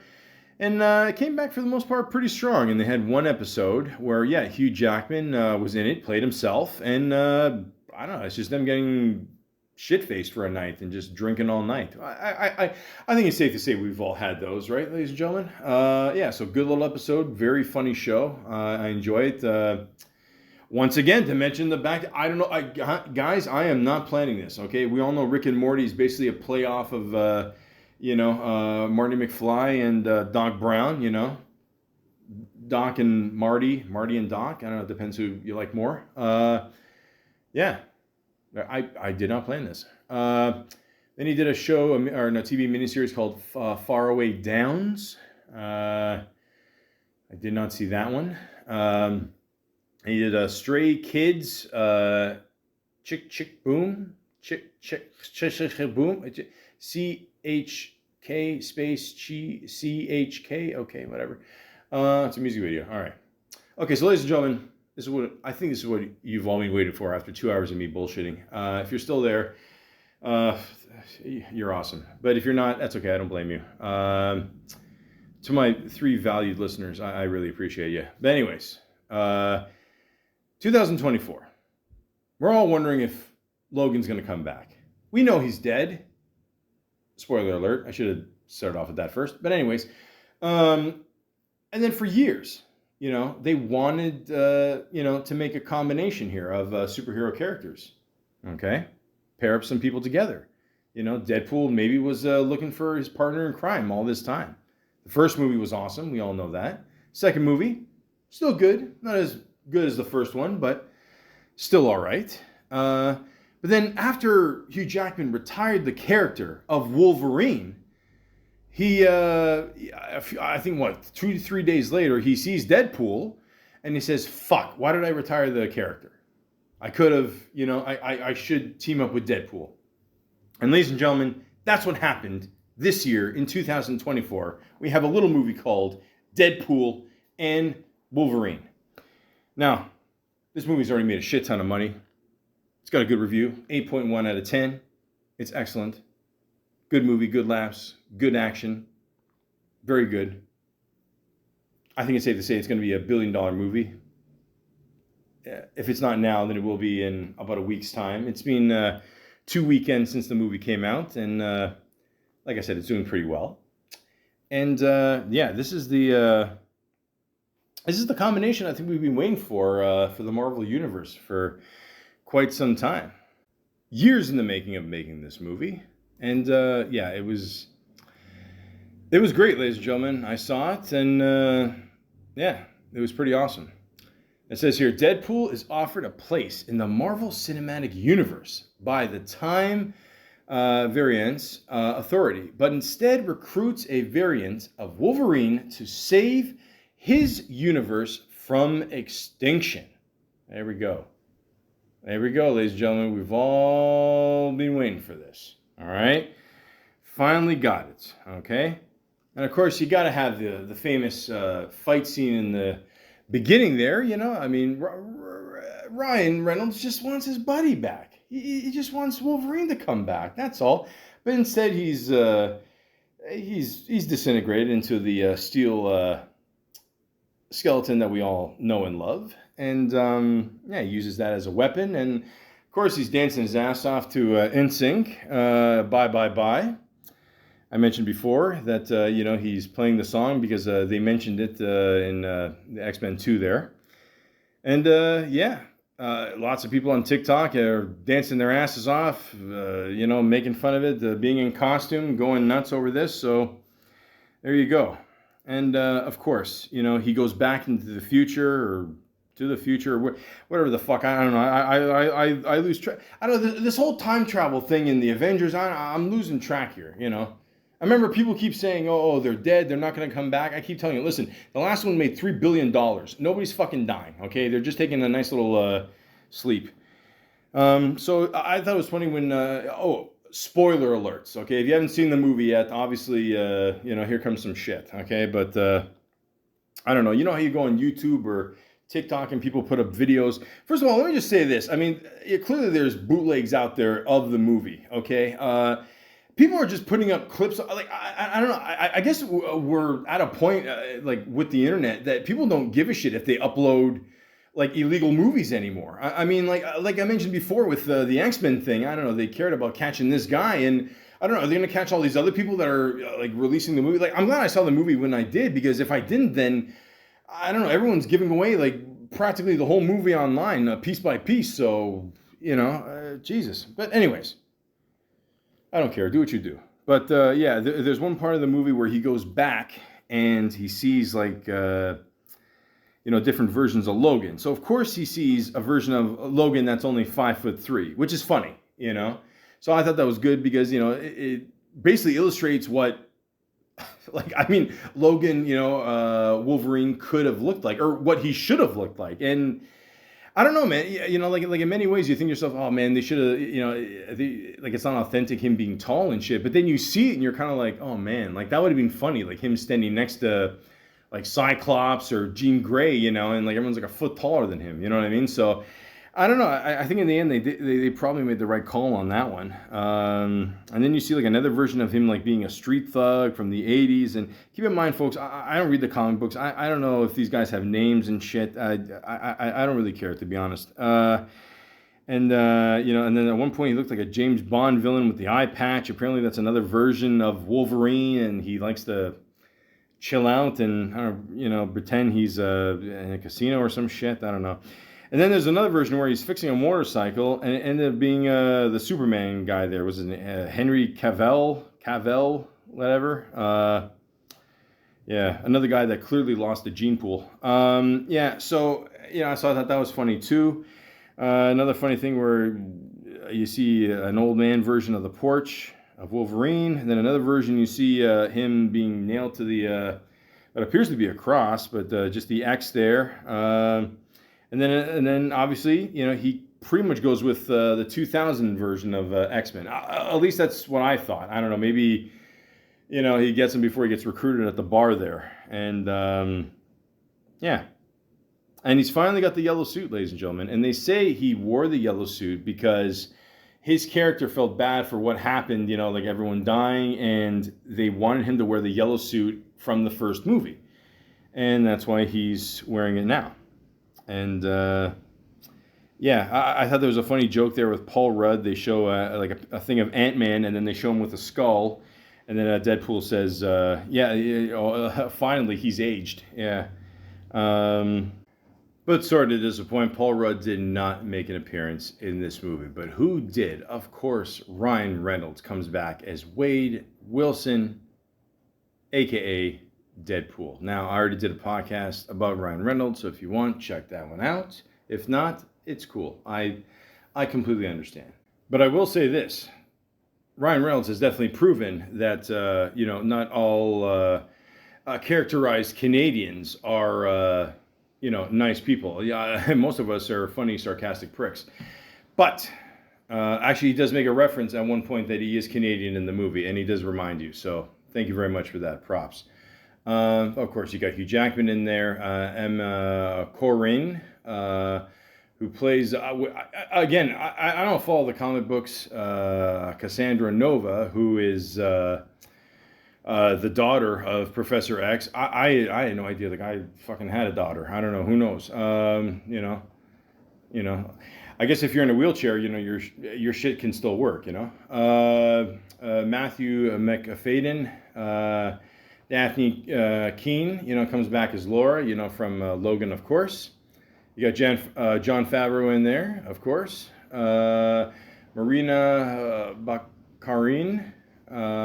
Yep, she's still the girlfriend or possible girlfriend. Who knows? I don't know what kind of relationship they got going there. Who knows? Rob Delaney, Leslie Uggams, which is pretty cool actually. By the way, I don't know. A lot of people don't. I don't know. It didn't.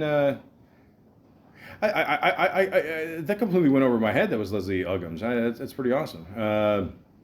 Jennifer Gardner came back. Wesley Snipes comes back. Channing Tatum. Okay, so finally we get the gambit that we should have got like 24 fucking years ago. I mean, but I'll just say this. I like this version. I mean, I always heard about this. He wanted to do the movie. Then, for years, there's creative differences. So it doesn't look like it's going to happen. Who knows? Because of this little cameo, it will happen.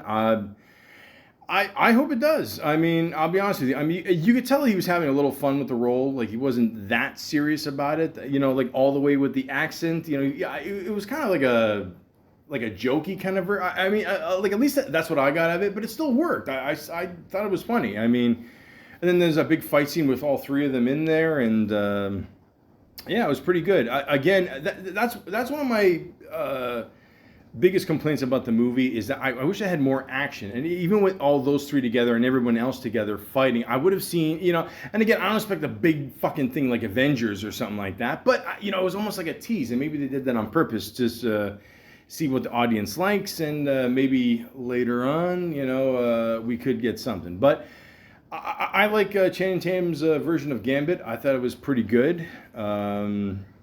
At one point, I was kind of disappointed because I was watching the fight scene, and all of a sudden, I'm like, "Where's the bow, man? Where's the bow, bro?" And then he whips it out, and then boom, that's it. Awesome. So, the cards, the accent, I thought it was all good, man. I'm not mad at it. I thought it was pretty good. And Wesley Snipes being in there, of course, definitely makes up for him and Ryan Reynolds being in Blade 3. That was a horrific piece of shit. That was just horrible. So. I mean, people always thought they had a beef or whatever, but of course they, made up. And then the movie together, it's good. Jennifer Garner. I never saw Elektra. I'm not gonna lie to you. But I don't know. I think I got mixed reviews, whatever. But yeah, it was just good to see all of them in there. There you go. Chris Evans, he comes back as Johnny Storm, not as Captain America. So I mean, that's the whole joke there. Henry Cavill. Is that how you say it? Cavill. Cavill rhymes with Jor-El. Coincidence? Who knows? But yeah, no, he's in there. The Calvarine. That's funny. That's great. Yeah, there you go. Good little cast of people, guys. Great cameos. I mean, they were done right. They weren't overdone or nothing. I mean, in today's world, like a lot of people already knew what kind of cameos they were expecting and all that. So again, this is why I don't watch trailers. I try not to read a lot of shit online and just find out what's going on. But overall, guys, good fight scenes, great movie. I mean, like I said, if they did, again, the humor's good. I'm not making fun of the humor. It was funny. I'm just saying if they cut back a little bit on that and had more action. I would personally give the movie an 8. As of now, this is my rating for the whole Deadpool thing. I think the second one I give a 7. This one I'll give 7.5. The original Deadpool I still say is the better one. Maybe people disagree with me. I don't know. But I still think it's the better one out of the two here between that and Deadpool and Wolverine. I give it an 8. So, but overall, I mean, it's been a pretty good series. You can't really complain here. A few things I did notice during the movie that obviously they're past references when Ryan Reynolds says "Thunder Cunt." That's I guess I'm not gonna say a tribute to Blade 3, but I remember he did say that to. I think he said that to one of the bad guys in Blade 3. And he did make a good joke saying that he did such a great job, Wolverine, that they're gonna keep making these until he's 90. Hopefully. I mean, again, who do you get to replace him? Really? And that scene where Wolverine finally puts his hands back behind his neck and pulls up the mask. That was perfect. And the coming joke that Deadpool said after that, that was that was pretty good too. I mean, it does, like, it's cool to see him with the mask, but again, like a real life one, it does look kind of funny. Like we're not used to it, you know what I mean? Like we're just used to Wolverine just, showing his face with the, the hair and the sideburns doing the talking. And I remember Deadpool, he also said he's like Batman, but he can move his neck. So I thought that was good. What's the wind resistant with those blowjob wings? That was good. And of course, you got to have a post-credit scene, and they played, "The Time of Your Life" by Green Day, which I assume was a reference to the last episode of Seinfeld, where they played that, and they played like the montage making Seinfeld and all that. So I thought that was cool. And the very last scene after all the credits, yeah, he did prove. Was it the fuck? What was his name? Not the Captain America, the Flame guy. Wrong. Whatever. Gotcha, fuckface. Now there is one thing I want to bring up. When they're fighting in the car zooms in the back and it shows a word, which I had no idea what it was. It didn't really explain it. It's Coexista, Coista, and I had to look it up. It says here an attitude tool. When you wear Coexista, which God only knows if I'm saying it right or not, jewelry, you show that you reject Islamophobia and anti-Semitism and growing extremism. You take a stand and you show that you wish for a peaceful coexistence. As an added bonus, you get to dress up with a beautiful piece of jewelry. I would have never have guessed that. And let's be honest, folks. I mean, what's going on overseas today? I mean, we could, definitely use more positivity. And my prayers go out to all those people overseas. And I had no idea what this meant. I mean, I don't know if people were confused in the movie theater. I mean, who knows? But that's what it means. Now, here's an interesting fact. Okay, people are wondering who the female Deadpool is. Now, unless you don't have an internet connection by now, it was his wife, Ryan Reynolds' wife, Blake Lively. The one kid, two of his kids were actually in the movie as well. The one baby Deadpool was voiced by his baby child, and the other kid, the one that was wearing the hood, was his actual kid. And he also had, which I would have never have guessed this, apparently Matthew McConaughey was the cowboy Deadpool. And then Paul Mullins, who is a soccer player for his soccer team, the Ryan Reynolds team there that he shares with the guy from It's Always Sunny in Philadelphia. He played, I guess, the soccer Deadpool guy. You can see the crest on his chest there. The one actor, Nathan here, played the Headpool, the guy with just a head here. And one of his kids was also in the battle. You can see them right next to the one guy who's wearing the striped black and white undershirt. Now, apparently, when they were making Deadpool and Wolverine, it was under some stupid, weird title. I even forgot the fucking name of it. But like, he didn't want people to know that they were actually going to make a Deadpool and Wolverine movie. They were going to do like this stupid buddy cop thing, and then, like, for the first 10 minutes of the movie, you're going to see like this, and then all of a sudden it was going to turn into a Deadpool and Wolverine movie, which, I mean, in this day and age, good luck trying to pull that off, but that would have been funny. Alpha Cops or some stupid shit like that. As I mentioned before, he's going around promoting the movie, and people notice that he broke his one finger. It's actually broken by playing beach volleyball. So, Wolverine playing volleyball. I mean, like him doing anything in the yellow suit except for, I don't know, fighting, could be pretty funny.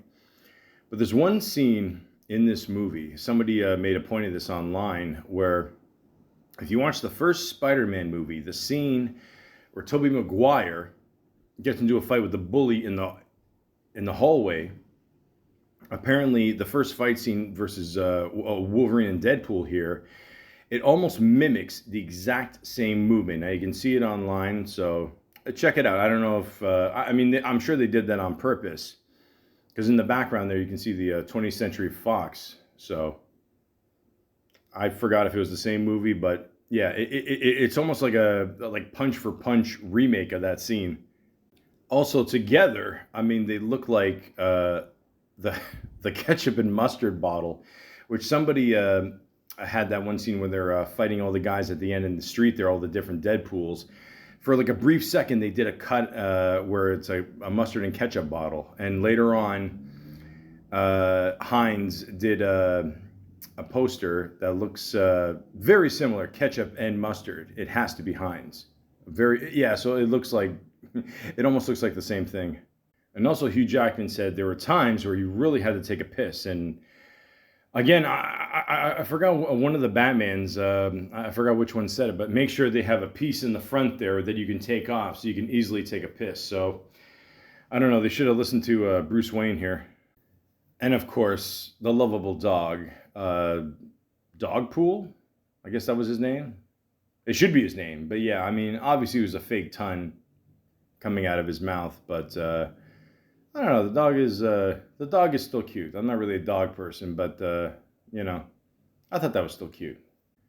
So, what have we learned here, ladies and gentlemen? That finally it took like what, almost 6 years to make this movie well worth it. I mean, you had the reference to Hugh Jackman, you know, pretty much in the first Deadpool there, where he puts on the paper mask because he doesn't want the girl to see his real face. And 2 movies later, we actually get the pairing. So, like I said, great movie, good action, good comedy. Will they make another one? He was on Ryan Reynolds was on a show. He's like, will they make another Deadpool 4? He said, God, no. So, I mean, these guys must be both exhausted after all the, trouble they went through with this movie. You know, the whole cast of people, the crew did a great job. I mean, these guys have just been on a whole tour here. I mean, probably the last month. I mean, they must be exhausted. I don't know when these guys sleep, but yeah, I mean, they did a really good job with this movie. So, it's something that I think everybody has been waiting for a very long time. Good combination with, Wolverine's like toughness and Deadpool's silliness. So there you go. I mean, will there be another one in the future? I mean, who knows? I mean, took 24 years to get it, so I don't know. We shall see. And Hugh Jackman's got a few other jobs coming up, too. He's got this one project in pre-production called Apostle Paul, where, surprise, surprise, he plays Paul. The story of Paul the Apostle, whose blinding vision of Jesus transformed his life. He dedicated his life to preaching about the Son of God, as well as writing many of the books to the New Testament. Talk about making a left turn after this movie. Okay, well, so far it just has him there, and all right, well, we'll see what happens there. And the last one is 3 Bags Full, a sheep detective movie. Every night a shepherd reads aloud a murder mystery, pretending his sheep can understand. When he is found dead, the sheep realize at once that it was a murder and think they were everything about how to go about solving it.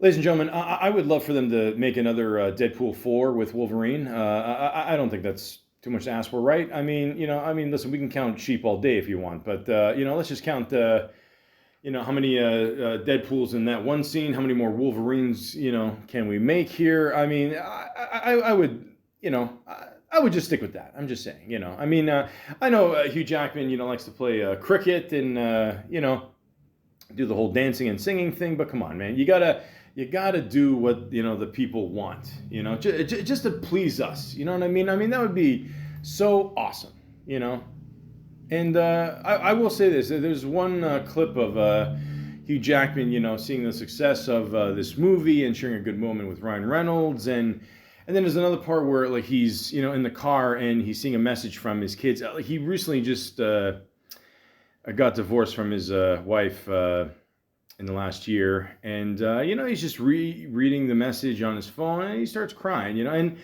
I mean, the dude's got a big heart, man. I mean, you can tell, although probably deep down it's okay. Yeah, I want to do other things, but. I'm sure he wants to eat different things too, like, other than plain chicken and tilapia. I had to look it up. I think it's like some kind of fish or some shit. I don't know. The point is, ladies and gentlemen, I saw this picture online, and, it just shows. It says 16 Supermans, 9 Batmans, 3 Spider-Mans, and only 1 Wolverine. And ladies and gentlemen, I've said this before, and I'm sure I'll say it again. Who else can play Wolverine except for Hugh Jackman? I can't do this. Oh, no. Yes, you can. What the hell am I even doing? You're explaining to Bachelor Nation our movie is the perfect date movie while holding this. Oh, I love the smell of sunflowers. I'm not doing either of those. Yes, you are, because you are a confident, powerful person, and 18 to 49-year-old women are super important demo for us. No cap. What? No cap. What does that mean? It's what all of my fellow Gen Zers say. Slay, FR, trauma, Genergy, 4-hour work week, quiet quitting. Look, the point is... I'm out of here. All right, stay off camera. I'll handle this. Hey, Nation. Deadpool here, again, to tell you that our movie has everything you love. We really zoom into complex relationship dynamics. There's ample amounts of cheeky humor. And in the end, well, I'm not going to lie, it was quite a payday for us. You promised me the Bachelorette was coming. I made a lot of promises, buddy. And I'll tell you, you are delivering. Come again. I know what you're thinking, punk. The question is, can I get Wolverine before he turns me to shish kebab with those claws? No, punk. Seeing as how these claws are adamantium, the strongest metal known, and can slice through vanadium steel like a hot knife through butter, buddy, you gotta ask yourself, do I feel